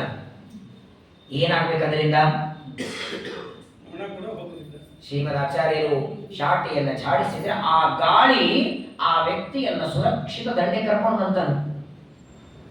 ದಂಡೆಗೆ ಬಂದು ನಮಸ್ಕಾರ ಮಾಡ್ತಾರೆ, ನನ್ನ ಪ್ರಾಣ ಉಳಿಸಿದ್ದೀರಿ, ನಿಮಗೇನಾದ್ರೂ ಕೊಡಬೇಕು ಅಂತ ಅಪೇಕ್ಷೆ ಇದೆ, ಏನಾದ್ರೂ ಬೇಡಿ ಕೊಡ್ತೇನೆ ಅಂತ. ಏನ್ ಬೇಡಪ್ಪ, ನಾವು ಸನ್ಯಾಸಿಗಳು, ಇಲ್ಲ ರಾಜ್ಯ ಬೇಕಾ, ಹಣ ಬೇಕಾ, ಸಂಪತ್ತು ಏನು ಬೇಡ ಅಂತಾರೆ. ಏನಾದ್ರೂ ಬೇಡಿ ಅಂದಾಗ ಅದೇನು ಗೋಪಿಚಂದ್ರ ಗಡ್ಡೆ ಇಟ್ಟಿದ್ರೆ ಅದನ್ನು ಕೊಡು ಅಂತ ಆಚಾರ್ಯ. ಅಯ್ಯೋ ಅದನ್ನೇನ್ ಮಾಡ್ತೀರಿ, ಅದನ್ನ ಮಣ್ಣು ನಮ್ಮ ದ್ವಾರಕೆಯಿಂದ ತಂದದ್ದು, ಸುಮ್ಮನೆ ಬ್ಯಾಲೆನ್ಸ್ ಇಟ್ಟಿದ್ದದು. ಅದೇ ಮಣ್ಣಪ್ಪ ನಾವು ಉದ್ಧಾರ ಮಾಡುತ್ತೆ ಕೊಡು ಅಂತಂದಾಗ ಆ ಗೋಪಿಚಂದನ ಗಡ್ಡೆಯನ್ನು ಅವ್ರ ಕಡೆಯಿಂದ ತಗೊಂಡಂತೆ ಸಮುದ್ರದಲ್ಲಿ ಅದನ್ನು ತೊಳೆದರೆ 3 ಪ್ರತಿಮಾ ಒಳಗೆ ಬಂತು. ಒಂದು ದುರ್ಗಾದೇವಿಯ ಪ್ರತಿಮಾ, ಇನ್ನೊಂದು ವಡಭಾಂಡೇಶ್ವರ ಅಂತಿದೆ ಉಡುಪಿಯಲ್ಲಿ ಹೋದಾಗ ನೋಡ್ತೀರಿ, ಇನ್ನೊಂದು ಕೃಷ್ಣನ ಪ್ರತಿಮಾ. ಇವತ್ತೇನು ಉಡುಪಿಯಲ್ಲಿ ಕೃಷ್ಣನನ್ನ ನೋಡ್ತೀರಿ, ದ್ವಾರಕೆಯಿಂದ ಬಂದದ್ದು ಗೋಪಿಚಂದನ ಗಡ್ಡೆಯಲ್ಲಿ. ಆದ್ರೆ ಆ ಗೋಪಿಚಂದನ ಗಡ್ಡೆಯಿಂದ ತೆಗಿಬೇಕಾದ್ರೆ ಇಬ್ಬರೇ ಹೋಗಿ ತೊಳ್ಕೊಂಡು ತರ್ತಾರೆ. ಆಚಾರ್ಯ ಆ ಪ್ರತಿಮೆಯ ಸ್ಪರ್ಶ ಮಾಡಿಬಿಡ್ತಾರೆ. ಬರೇ ಸ್ಪರ್ಶನಾತ್ ಭಗವತೋತಿ ಪಾವನಾತ್ ಸನ್ನಿಧಾನ ಪದತಾಂ ಗತಾಂ ಹರೇ ತ್ರಿಂಶದುದ್ಯತನರೈ ಸುದುರ್ಧರಾಂ ಲೀಲಯಾನಯದಿ ಮಾಮಸೌ ಮಠಂ. 30 ಜನ ಆದರೂ ಎತ್ತಲಿಲ್ಲ ತಾಮೇಲೆ, ತೊಳೆದದ್ದಿದ್ದೇನೆ. ಆಚಾರ್ಯರು ಪ್ರತಿಮೆಯ ಸ್ಪರ್ಶ ಮಾಡಿದರೆ ಪ್ರತಿಮಾಯಾಂತು ಸಾನ್ನಿಧ್ಯಂ ಅರ್ಚಕಸ್ಯ ತಪೋಬಲ. ಉಡುಪಿಯಲ್ಲಿ ಕೃಷ್ಣನನ್ನ ಸ್ಥಾಪನೆ ಮಾಡ್ತಾರಲ್ಲ, ಇವತ್ತಿಗೂ ಶ್ರೀಕೃಷ್ಣ ಪರಮಾತ್ಮನ ಪೂಜೆಗೆ 8 ಜನರನ್ನ ಆಚಾರ್ಯರೇ ನಿಯಮ ಕೊಡ್ತಾರೆ. ಇವತ್ತು ರಾತ್ರಿ ಲೈವ್ ಹಾಕಿರ್ತಾರೆ ನೋಡಿ, ಯಾವುದೋ ಒಂದು ಚಾನಲ್ ಅಲ್ಲಿ ಬರುತ್ತೆ, ಮಧ್ಯರಾತ್ರಿ ಕೃಷ್ಣನಿಗೆ ಅಭಿಷೇಕ ಮಾಡೋದನ್ನು ನಾನು ಅನೇಕ ಸಲ ನೋಡೀನಿ. ಅವರ ಪ್ರಯ ಮೇಲೆ ಡಿಪೆಂಡ್ ಆಗಿರುತ್ತಷ್ಟೇ. ಅಂತೂ ಪರಮಾತ್ಮನ ಆ ಅನಂತ ಗುಣ ಪರಿಪೂರ್ಣನಾದ ಪರಮಾತ್ಮನನ್ನ ದೇವಕಿ ಸ್ತೋತ್ರ ಮಾಡ್ತಾಳೆ. ಒಂದು ಮಾತು ಹೇಳ್ತಾಳೆ, ಇಡೀ ಜಗತ್ತಿನೊಳಗೆ ತಾಯಿಯ ಗರ್ಭದಿಂದ ಒಂದು ಮಗು ಹುಟ್ಟಿದರೆ ಅವತ್ತಿನಿಂದ ಅವನ ಕೌಂಟ್ ಶುರುವಾಯಿತು. ತಿಥಿ ವಾರ ನಕ್ಷತ್ರ ಯೋಗ ಕರ್ಣ ಅಂತ ಮಗುವಿನ ಆಯುಷ್ಯ ಶುರುವಾಗುತ್ತೆ. ಆದರೆ ನಿನಗೆ ಜನ್ಮ ಇಲ್ಲ, ಮರಣ ಇಲ್ಲ, ಯಾವತ್ತು ಹುಟ್ಟಿ, ಯಾವತ್ತು ಬೆಳಿತಿ, ಯಾವಾಗ ದೊಡ್ಡವನಾಗಿ ಬರ್ತಿ, ಯಾವಾಗ ಚಿಕ್ಕ ಮಗುವಾಗ್ತಿ, ಯಾವಾಗ ನಿನಗೆ ಮನಸ್ಸು ಬಂತು ಅಂದ್ರೆ ಹಯಗ್ರೀವನಾಗ್ತಿ, ಯಾವಾಗ ವರಾಹ ಆಗ್ತಿ, ಯಾವಾಗ ಕೂರ್ಮ ಆಗ್ತಿ, ಮತ್ಸ್ಯ ಆಗ್ತಿ, ನಿನ್ನ ಇಚ್ಛೆಗೆ ಬಂದು ಊಟ ತಗೊಳ್ತೀನಿ ನೀನು. ಈಗ ಹೊರಗಡೆ ನಾಯಿ ಓಡಾಡ್ತಿದೆ, ಅದಕ್ಕೆ ನಾಯಿ ಜನ್ಮ ಯಾಕೆ ಬಂತು ಅಂತ ಕೇಳಿದ್ರೆ ಜನ್ಮಾಂತರದ ಕರ್ಮ ಅಂತೇಳಿ. ಕುದುರೆ ನೋಡಿದ್ರೆ ಅಯ್ಯೋ ಕುದುರೆ ಜನ್ಮಾಂತರ ಕರ್ಮ, ಅದು ದೇವರು ಕುದುರೆ ಆಗಿದ್ದಾನೆ, ಅವನು ಕರ್ಮನ. ವರಾಹ ರೂಪನೋ ಹಯಗ್ರೀವ ರೂಪ, ಹಾಗಾದ್ರೆ ದೇವರು ಕರ್ಮ ಇತ್ತು, ಅದ ಕುದುರೆಯಾದ, ಕರ್ಮ ಇತ್ತು ಹಂದಿಯಾದ ಅಲ್ಲ. ಮತ್ಸ್ಯ ಕೂರ್ಮ ಅದು ಯಾವ ಅವತಾರ ತಗೊಳ್ಳಬೇಕಾದರೂ ಅವನ ಇಚ್ಛೆ, ಅದು ಅವನಂತೆ ಸ್ವತಂತ್ರ. ದೇವರು ಹೇಗೆ ಸ್ವತಂತ್ರನೋ ಅವನ ಇಚ್ಛೆನೂ ಸ್ವತಂತ್ರ ಅಂತ ಆಚಾರ್ಯರು. ನಮ್ಮ ಇಚ್ಛೆ ನಮ್ಮದೇನಲ್ಲ, ಅವನೇನು ಇಚ್ಛೆ ಮಾಡ್ತಾನೆ ಅದನ್ನು ದೇವರು ಮಾಡಿ ತೋರಿಸ್ತಾನೆ. ಅಂತಹ ನೀನು ಇವತ್ತು ಅವತಾರ ಮಾಡಿ ಬಂದಿದ್ದಿ. ಆದರೆ ಮೊದಲು ಭಗವಂತನ ರೂಪ ನೋಡಿ ಸ್ತೋತ್ರ ಮಾಡಿ ದೇವಕಿ ಅಂತಾಳೆ, ಇದನ್ನು ಮುಚ್ಚಿ ಬಿಡುವಂತಾಳೆ ಈ ರೂಪವನ್ನ. ಭಯ ಆಯ್ತಂತೆ ಕಂಸನಿಗೆ. ಅಕಸ್ಮಾತ್ ಗೊತ್ತಾದ್ರೆ, ಇದು 8ನೇ ಮಗು ಅಂತ ಗೊತ್ತಾದ್ರೆ ಕೊಂದು ಹಾಕಿ ಬಿಡ್ತಾನೆ. ಏನ್ ಪರಮಾತ್ಮ ವಿಚಿತ್ರವಾದ ಮೋಹ ಕೊಡ್ತಾನೆ ನೋಡಿ. ಈ ಪಂಚಾಂಗದಲ್ಲಿ ಮೊದಲಿಗೆ ಒಂದು ಶ್ಲೋಕ ಕೊಟ್ಟಿರ್ತಾರೆ, ಯೂಯಂ ಕಾಲಸ್ತಸ್ಯ ತೇ ವ್ಯಕ್ತ ಬಂಧೋ. ಪಂಚಾಂಗದಲ್ಲಿ ಇದೆ ನೋಡಿ ಪ್ರಾರಂಭದಲ್ಲಿ, ಪಂಚಾಂಗ ಶ್ರವಣ ಮಾಡುವಾಗ ಆ ಶ್ಲೋಕ ಇಲ್ಲಿಂದೆ ಪರಮಾತ್ಮನನ್ನ ದೇವಕಿ ಸ್ತೋತ್ರ ಮಾಡಿದ್ದು. ಯೋಯಂ ಕಾಲಸ್ತಸ್ಯ ತೇ ವ್ಯಕ್ತಬಂಧೋ ಜ್ಯೇಷ್ಠಾಬಾಹು ಚೇಷ್ಟತೆ ಯೇನ ವಿಶ್ವಂ ನಿಮೇಷಾದಿರ್ವತ್ಸರಾಂತೋ ಮಹೀಯಾನ್ ತ್ವಂ ತ್ವೇಷಾನಂ ಕ್ಷೇಮಧಾಮ ಪ್ರಪತ್ತೇ. ಏನ್ ಮಾತಾಡ್ತಾಳೆ ದೇವತೆ ನೋಡಿ. ಪ್ರಪಂಚದೊಳಗೆ ಎಲ್ಲರೂ ಕಾಲಚಕ್ರಕ್ಕೆ ಸಿಕ್ಕೊಂಡವರೇ. ನಮಗೆಲ್ಲ ನೋಡಿ ಭಾಗವತ 3ನೇ ಸ್ಕಂದದಲ್ಲಿ ಹೇಳುತ್ತೆ ತ್ರುಟಿ ಲವ, ಅಲ್ಲಿಂದ ನಮ್ಮ ಕಾಲಗಣನೆ ಶುರುವಾಗುತ್ತೆ. ತ್ರುಟಿ ಲವ ನಿಮೇಷ, 60 ನಿಮಿಷ ಆದರೆ 60 ಸೆಕೆಂಡ್ ಆದರೆ 1 ನಿಮಿಷ, 60 ನಿಮಿಷ ಆದರೆ 1 ತಾಸು, 24 ಗಂಟೆ ಆದರೆ 1 ದಿನ, 7 ಗಂಟೆ ಆದರೆ 1 ವಾರ, 2 ವಾರ ಆದರೆ 1 ಪಕ್ಷ, 2 ಪಕ್ಷ ಆದರೆ 1 ಮಾಸ, 2 ಮಾಸ ಆದರೆ 1 ಋತು, 6 ಋತು ಆದರೆ 1 ಸಂವತ್ಸರ. ಇದು ನಮ್ಮ ನಿಮ್ಮ ಆಯುಷ್ಯ. ಬ್ರಹ್ಮದೇವರದು ಚತುರ್ಯುಗ ಸಹಸ್ರಂತು ಬ್ರಹ್ಮಣೋ ದಿನ ಮುಚ್ಚತೆ ಕೃತತ್ರೇತ ದ್ವಾಪರ ಕಲಿ. 4 ಯುಗಗಳು ಒಂದು ಬಾರಿ ತಿರುಗಿದ್ರೆ ಮಹಾಯುಗ, 71 ಮಹಾಯುಗ ಆದ್ರೆ ಮನ್ವಂತರ, 14 ಮನ್ವಂತರ ಆದ್ರೆ ಕಲ್ಪ, 1 ಕಲ್ಪ ಅಂದ್ರೆ ಹಗಲು. ಅಂತಹ ಬ್ರಹ್ಮದೇವರ 100 ವರ್ಷವನ್ನ 1 ಸಲ ರೆಪ್ಪೆ ಮುಚ್ಚಿ ತೆಗೆಯೋದ್ರಲ್ಲಿ ಮುಗಿಸ್ಬಿಡ್ತಾನಂತ ದೇವರು. 100 ವರ್ಷ ದಿನ ಅಲ್ಲ. ಬ್ರಹ್ಮದೇವರ 100 ವರ್ಷವೂ 1 ಬಾರಿ ರೆಪ್ಪೆ ತೆಗೆದು, ಕಣ್ಣಿನ ರೆಪ್ಪೆ ತೆಗೆದು ಮುಚ್ಚೋದ್ರೊಳಗೆ ಬ್ರಹ್ಮದೇವರ 100 ವರ್ಷ ಮುಗಿಯುತ್ತದೆ. ಇನ್ನು ದೇವರ 1 ಸೆಕೆಂಡ್, ಅವನಿಗೆ 1 ನಿಮಿಷ, ಅವನು 1 ಗಂಟೆ ಅಂತಿದೆಯಾ? ಕಾಲಾಂತರ್ಗತ ಕಾಲ ನಿಯಾಮಕ ಕಾಲಾತೀತ ತ್ರಿಕಾಲಜ್ಞ ಕಾಲ ಪ್ರವರ್ತಕ ಕಾಲ ನಿವರ್ತಕ ಕಾಲೋತ್ಪಾದಕ ಕಾಲ ಮೂರ್ತಿತರ ದಾಸೋಹಂ. ಜಗನ್ನಾಥದಾಸರು ಹೇಳ್ತಾರೆ ಕಾಲಕ್ಕೆ ನಿಯಾಮಕ. ನಮಗೆಲ್ಲ ಈ ಕಾಲಚಕ್ರದಲ್ಲಿ ಹಾಕಿದವ ತನಕ ಮಾತ್ರ ಕಾಲ ಇಲ್ಲ. ಅನಾದಿ ಕಾಲದಿಂದ ಅನಂತ ಕಾಲದವರೆಗೆ ಏಕಪ್ರಕಾರವಾಗಿ ತರುಣನಾಗಿ ಅಪ್ರಾಕೃತನಾಗಿ ಇರುವಂತಹ ನೀನು ಇವತ್ತು ನನ್ನ ಗರ್ಭದಿಂದ ಬಂದಿದ್ದಿ. ಆದರೆ ನೀನು ಮಗುವಾಗಿ ಬರಲಿ, ಮಗನಾಗಿ ಬರಬೇಕು ಅಂತ ನಾನು ತಪಸ್ಸು ಮಾಡಿದ್ದೇನೋ ನಿಜ. ಮಗುವಾಗಿ ಬಾ ಅಂತ ಕರೆದೆ, ಯಾಕಿಷ್ಟು ದೊಡ್ಡವನಾಗಿ ಬಂದೆ? ಶಂಖಚಕ್ರ ಗದಾ ಪದ್ಮ ಧಾರಣ ಮಾಡಿ ಯಾಕೆ ಬಂದಿ ಅಂತ ಕೇಳಿದಾಗ ಪರಮಾತ್ಮ ಹೇಳ್ತಾನೆ, ಹಿಂದಿನ ಜನ್ಮದ ನೆನಪು ಮಾಡಿಕೊಂಡ. ನೀವಿಬ್ಬರು ತಪಸ್ಸು ಮಾಡಿ ವರ ಬೇಡಿದ್ರೆ 3 ಜನ್ಮದಲ್ಲಿ ನಾನು ಮಗನಾಗಬೇಕು ಅಂತ. ನಿಮ್ಮ ತಪಸ್ಸಿಗೆ ವರ ಕೊಟ್ಟು ಮೊದಲನೇ ಜನ್ಮ ಪೃಷ್ಟಿ ಗರ್ಭ ಅಂತ ನಾನು ಹುಟ್ಟಿ ಬಂದಿದ್ದೆ. ಇದೇ ವಸುದೇವನೇ ಸುತಪ ಅಂತ ಗಂಧರ್ವರಾಗಿದ್ರು. ಇವನ ಹೆಂಡತಿ ಅಂದ್ರೆ ನೀನು ಪೃಷ್ಣಿ ಅಂತ ಆಗಿದ್ದಿ. ನಿಮ್ಮಿಬ್ಬರ ಮಗನಾಗಿ ಅವತಾರ ಮಾಡಿದ್ದಕ್ಕೆ ನನಗೆ ಪೃಷ್ಣಿ ಗರ್ಭ ಅಂತ ಹೆಸರು ಬಂದೆ. ಮತ್ತೆ ನೀವಿಬ್ಬರು ಪ್ರಾರ್ಥನೆ ಮಾಡಿಕೊಂಡದ್ದಕ್ಕೆ ಭಾದ್ರಪದ ಶುದ್ಧ ದ್ವಾದಶಿ ವಾಮನನಾಗಿ ಬಂದೆ. ಈಗ ಮತ್ತೆ ನೀವು ಪ್ರಾರ್ಥನೆ ಮಾಡಿಕೊಂಡದ್ದರಿಂದ ನಿಮಗೆ 3ನೇದಾಗಿ ನಾನು ಮಗನಾಗಿ ಬಂದೆ. ಹೀಗೆ 3 ಜನ್ಮದಲ್ಲಿ ನಿಮಗೆ ಮಗನಾಗಿದ್ದೇನೆ ಅಂತ ತೋರಿಸೋದಕ್ಕೆ, ನಾನು ಸಾಕ್ಷಾತ್ ವಿಷ್ಣು ಅನ್ನುವ ನೆನಪು ಬರಲಿ ಅನ್ನೋದಕ್ಕೆ ಶಂಖಚಕ್ರ ಗದಾ ಪದ್ಮ ರೂಪದಿಂದ ಬಂದೆ. ನಾನೇನಾದರೂ ಎಲ್ಲಾ ಮಕ್ಕಳ ಬರುವ ಹಾಗೆ ಗರ್ಭದಿಂದ ಸಾಮಾನ್ಯ ಮಕ್ಕಳಂತೆ ಬಂದು ಬಿಟ್ಟಿದ್ರೆ ನಾನು ಯಾರು ಅನ್ನುವ ಜ್ಞಾನವೇ ನಿಮಗೆ ಆಗ್ತಿರಲಿಲ್ಲ. ಕೊನೆಯವರೆಗೂ ನನ್ನನ್ನು ಮಗ ಅಂತಲೇ ನೀವು ಪ್ರೀತಿ ಮಾಡ್ತಿದ್ರೆ, ಹಾಗಾಗಿ ನಿಮಗೆ ಜ್ಞಾನವನ್ನು ಕೊಡೋದಕ್ಕಾಗಿ ನಾನು ಈ ರೂಪದಿಂದ ಬಂದೆ ಅಂದಾಗ ದೇವಕಿ ಅಂತಾಳೆ, ಈ ನಿನ್ನ ರೂಪ ಅಂತ ನೋಡೋದು ತುಂಬಾ ಚೆನ್ನಾಗಿದೆ ಶಂಖಚಕ್ರ ಗದಾ ಪದ್ಮ, ಆದರೆ ನೀ ನನ್ನ ಮಡಿಲಲ್ಲಿ ಮಲಗಬೇಕಲ್ಲ. ಎಲ್ಲ ತಾಯಿಯಂದ್ರೆ ಅಪೇಕ್ಷೆ ಪಡ್ತಾರೆ ಮಗುವನ್ನ ಮಡಿಲಲ್ಲಿ ಮಲಗಿಸ್ಕೋಬೇಕು ಅಂತ. ನನ್ನ ಮಡಿಲಲ್ಲಿ ನಿನ್ನನ್ನು ಮಲಗಿಸ್ಕೊಳ್ಳುವ ಅಪೇಕ್ಷೆ ಇದೆ ಅಂದಾಗ ಆಗ ಪರಮಾತ್ಮ ಮಾಡ್ತಾನೆ ಆಗಲಿ ಅಂತ. ನಿನ್ನ ಇಚ್ಛೆಯನ್ನು ಪೂರ್ಣ ಮಾಡ್ತೇನೆ ಅಂತ ಹೇಳಿ ತಂದೆ ತಾಯಿಗಳ ನೋಡ್ತಾ ಇರುವಾಗ ಬಭೂವ ಪ್ರಾಕೃತ ಶಿಶು. ಗರ್ಭದಿಂದ ಬರುವಾಗ ಸಣ್ಣವರಾಗಿ ಬಂದು ದೊಡ್ಡವರಾಗೋದು ನಾವು ನೀವೆಲ್ಲ. ಬರುವಾಗಲೇ 14 ವರ್ಷದ ತರುಣನಾಗಿ ಬಂದು ಕೊನೆಗೆ ಪರಮಾತ್ಮ ಸಣ್ಣ ಬಾಲಕನಾಗಿದ್ದಾನೆ. ಆ ಸಣ್ಣ ಬಾಲಕನನ್ನ ದೇವಕಿ ತೊಡೆ ಮೇಲೆ ಇಟ್ಕೊಂಡು ಲಾಲನೆ ಪಾಲನೆ ಮಾಡ್ತಾಳೆ. ಆದ ಪರಮಾತ್ಮನೇ ಆಜ್ಞೆ ಮಾಡಿದ್ದ, ಬಾಳದು ನಿನ್ನ ತೊಡೆ ಮೇಲೆ ಇರಲ್ಲ, ನಾನು ನನ್ನನ್ನು ಶೀಘ್ರದಲ್ಲಿ ಇಲ್ಲಿಂದ ಮಥುರೆಗೆಯಿಂದ ಗೋಕುಲಕ್ಕೆ ಕರ್ಕೊಂಡು ಹೋಗಬೇಕು ಅಂತ ದೇವರ ಆಜ್ಞೆಯಂತೆ ವಸುದೇವ ಗೋಕುಲಕ್ಕೆ ಕರ್ಕೊಂಡು ಹೋಗ್ತಾನೆ. ಅಂತಹ ಅನಂತ ಗುಣಪೂರ್ಣನಾದ ಎಲ್ಲ ದೇವತೆಗಳಿಗೆ ಒಡೆಯನಾದ ಸರ್ವಜ್ಞನಾದ ಪರಮಾತ್ಮ ಭೂಭಾರ ಹರಣಕ್ಕಾಗಿ, ತನ್ನನ್ನು ನಂಬಿದ ಸಜ್ಜನರ ರಕ್ಷಣೆಗಾಗಿ ಈ ಅಷ್ಟಮಿಯ ರಾತ್ರಿ ಅವತಾರ ಮಾಡಿ ಬಂದಿದ್ದಾರೆ. ಅನಂತ ಅನಂತ ನಮಸ್ಕಾರವನ್ನು ನಾವು ದೇವರಿಗೆ ಮಾಡಬೇಕು. ಅದನ್ನು ಬಿಟ್ಟು ಅವನು ಮಾಡಿದ ಅನುಗ್ರಹಕ್ಕೆ ಏನ್ ಮಾಡೋಣ? ಗೋಕುಲಾಷ್ಟಮಿ ರಾತ್ರಿ ಕೃಷ್ಣನ ಪೂಜಾ ಮಾಡ್ತಿರೋ ಇಲ್ಲೋ, ಆ ಗೋಕುಲಾಷ್ಟಮಿ ಪೂಜಾ ಪದ್ಧತಿನೇ ಅಂತಿದೆ. ಪುಸ್ತಕ ಇದ್ರೆ ನೀವೇ ಮಾಡ್ತೀರ, ಅಕಸ್ಮಾತ್ ಪುಸ್ತಕ ಇರಲಿಲ್ಲ ಅಂದ್ರೆ ಪುಸ್ತಕ ಇದ್ರು ಆ ಮಂತ್ರಗಳು ಅಲ್ಲಿ ಬರಲ್ಲ. ಆ ಮಧ್ಯರಾತ್ರಿಯಲ್ಲಿ ಅಕಸ್ಮಾತ್ ಯಾರೋ ಅಕ್ಕಪಕ್ಕ ಒಬ್ಬರು ಆಚಾರ್ಯ ಮನೆಗೆ ಬಂದು ಮಾಡಿಸಿದ್ರೆ ಏನು ಆನಂದ ಆಗತ್ತೆ ಹೇಳಿ.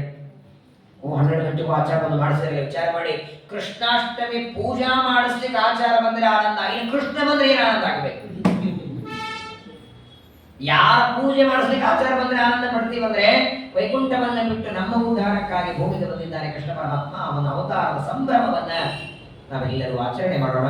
ಅನಾಯಾಸವಾಗಿ ಈ 1 ವರ್ಷದ ಜ್ಞಾನ ಸತ್ರದಲ್ಲಿ ದಶಮ ಸ್ಕಂದದಲ್ಲಿ ಕೃಷ್ಣನ ಚರಿತ್ರೆ ಬರೋದಕ್ಕೂ ಇವತ್ತು ಕೃಷ್ಣಾಷ್ಟಮಿ ಎರಡೂ ದೇವರು ಸೇರಿಸಿದ್ದಾರೆ. ಶ್ರೀಕೃಷ್ಣ ಪರಮಾತ್ಮನ ಅವತಾರದ ಕಥೆಯನ್ನು ಶ್ರವಣ ಮಾಡಿದ್ದೇವೆ. ನಾಳೆ ಮಥುರೆಯಿಂದ ಪರಮಾತ್ಮ ಗೋಕುಲಕ್ಕೆ ಪ್ರಯಾಣವನ್ನು ಮಾಡ್ತಾನೆ. ಎಲ್ಲರಿಗೂ ಕೃಷ್ಣ ಜನ್ಮಾಷ್ಟಮಿಯ ಹಾರ್ದಿಕ ಶುಭಾಶಯ ತಿಳಿಸ್ತಾ ಎಲ್ಲರಿಗೂ ಕೃಷ್ಣ ಪರಮಾತ್ಮನ ಅನುಗ್ರಹ ಆಗಲಿ. ರೋಗ, ದಾರಿದ್ರ್ಯ, ಕಷ್ಟ, ಚಿಂತೆ ಬರೀ ನಮ್ಮದರಲ್ಲಿ ಮಾತ್ರವಲ್ಲ, ಒಟ್ಟಾರೆ ನಮ್ಮ ಭಾರತ ದೇಶದಲ್ಲಿರುವ ಎಲ್ಲರಿಗೂ, ನಮ್ಮ ಭಾರತ ದೇಶದ ಗಡಿ ಕಾಯುವ ಸೈನಿಕರಿಗೂ ಈ ಕೃಷ್ಣ ಜನ್ಮಾಷ್ಟಮಿ ನಿಮಿತ್ತ ದೇವರ ಅನುಗ್ರಹ ಮಾಡಲಿ, ಶಕ್ತಿ ಕೊಡಲಿ. ಅವರಲ್ಲಿ ಇದ್ದಾರೆ ಅಂತ ನಾವೆಲ್ಲ ಇವತ್ತೇನೋ ಮಡಿ ಮೇಲಿಗೆ ಜಪ ಪಾರಾಯಣ ಮಾಡುತ್ತಿದ್ದೇವೆ. ಅವರಿಗೆ ನಾವೇನು ಕೊಡ್ಲಿಕ್ಕೆ ಸಾಧ್ಯ? ಆ ಗಡಿ ಕಾಯುವ ಯೋಧರಿಗೂ ಅವರ ಎಲ್ಲ ಕುಟುಂಬಕ್ಕೂ ಪರಮಾತ್ಮ ಅನುಗ್ರಹವಾಗಲಿ. ಎಲ್ಲರಿಗೂ ಬೆಳೆಯುವ ರೈತನಿಗೆ ಮಳೆ ಕೊಡುವ ದೇವತೆಗಳು ಯಾರನ್ನು ನಾವು ನೋಡಿಲ್ಲ. ನಾನು ಅನೇಕ ಸಲ ಹೇಳ್ತೇನೆ, ಇವತ್ತು ನಾವು ತಿನ್ನುವ ಅಕ್ಕಿ, ಈ ಅಕ್ಕಿಯನ್ನು ಬೆಳೆದ ರೈತನ ಮುಖ ನೋಡಿವ ನಾವು.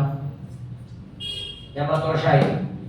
ಅಂಗಡಿಗೆ ಹೋಗಿ ತರ್ತೀವಿ, ಅಂಗಡಿಯನ್ನು ಬಿತ್ತಿದವನ್ನ ತಂದು ಮಾರಿದವ. ಅದನ್ನು ಬಿತ್ತಿದ ರೈತರ ಮುಖ ನಿಮಗೂ ಗೊತ್ತಿಲ್ಲ, ನನಗೂ ಗೊತ್ತಿಲ್ಲ. ಅವ್ರು ಎಲ್ಲಿದ್ದಾರೆ ಅಂತ ಗೊತ್ತಿಲ್ಲ, ಯಾವ ಅವಸ್ಥೆಯಲ್ಲಿದ್ದಾರೆ ಅಂತ ಗೊತ್ತಿಲ್ಲ. ಕೊನೆಯ ಪಕ್ಷ ಇವತ್ತು ನಾವು ತಿನ್ನುವ ಅನ್ನವನ್ನ ಬೆಳೆದ ರೈತರು ಉಪವಾಸ ಇದ್ದ ಎರಡೊಂದು ಊಟ ಮಾಡಿಕೊಂಡು ಆರೋಗ್ಯವಾಗಿರೋ ಹಾಗೆ ಮಾಡುವಂತ ಒಂದು ಪ್ರಾರ್ಥನೆ. ಎಲ್ಲರೂ ಧರ್ಮಿಷ್ಠರಾಗಲಿ, ಎಲ್ಲರ ತಲೆಯೊಳಗಿರುವ ಅಧರ್ಮ ಹೋಗಲಿ, ದುಷ್ಟತನ ದೂರ ಆಗಲಿ, ಕ್ರೌರ್ಯ ನಿಲ್ಲಲಿ. ಪರಿತ್ರಾಣಾಯ ಸಾಧೂನಾಮ್ ಅಂತ ಹೇಳಿದಂತೆ ಸಜ್ಜನರ ರಕ್ಷಣೆ ದೇವರು ಮಾಡಲಿ ಅಂತ ಕೃಷ್ಣ ಜನ್ಮಾಷ್ಟಮಿ ನಿಮಿತ್ತ ಕೃಷ್ಣ ಪರಮಾತ್ಮನ ಪಾದಗಳಲ್ಲಿ ಅನಂತ ಅನಂತ ನಮಸ್ಕಾರ ಮಾಡಿ ನಮ್ಮೆಲ್ಲರಿಗೂ ಪರಮಾತ್ಮನ ಅನುಗ್ರಹವಾಗಲಿ. ಈ ಜನ್ಮಾಷ್ಟಮಿ ಅತ್ಯಂತ ವೈಭವದಿಂದ ನಾವೆಲ್ಲರೂ ಆಚರಣೆಯನ್ನು ಮಾಡೋಣ. ನಾಳೆ ದಿವಸ ಮತ್ತೆ ಮಥುರೆಯಿಂದ ಪರಮಾತ್ಮ ಗೋಕುಲಕ್ಕೆ ಹೋಗಿ ಅಲ್ಲಿ ದೇವ ಯಶೋದೆಯ ಮಡಿಲಲ್ಲಿ ಪರಮಾತ್ಮ ಮಾಡ್ತಾನೆ. ಆ ಯಶೋದೆ ಹತ್ರ ಬಂದಾಗ ಅಲ್ಲೊಂದು ಉತ್ಸವ ನಡೀತದೆ. ಮಥುರೆಯಿಂದ ಗೋಕುಲಕ್ಕೆ ಬಂದ ಮೇಲೆ ಅದರ ವಿಚಾರವನ್ನು ನಾಳೆ ದಿನ ಮತ್ತೆ ಶ್ರವಣ ಮಾಡೋಣ. ಶ್ರೀಕೃಷ್ಣ ಅರ್ಪಣಮಸ್ತು. ಹರೇ ನಮೋ.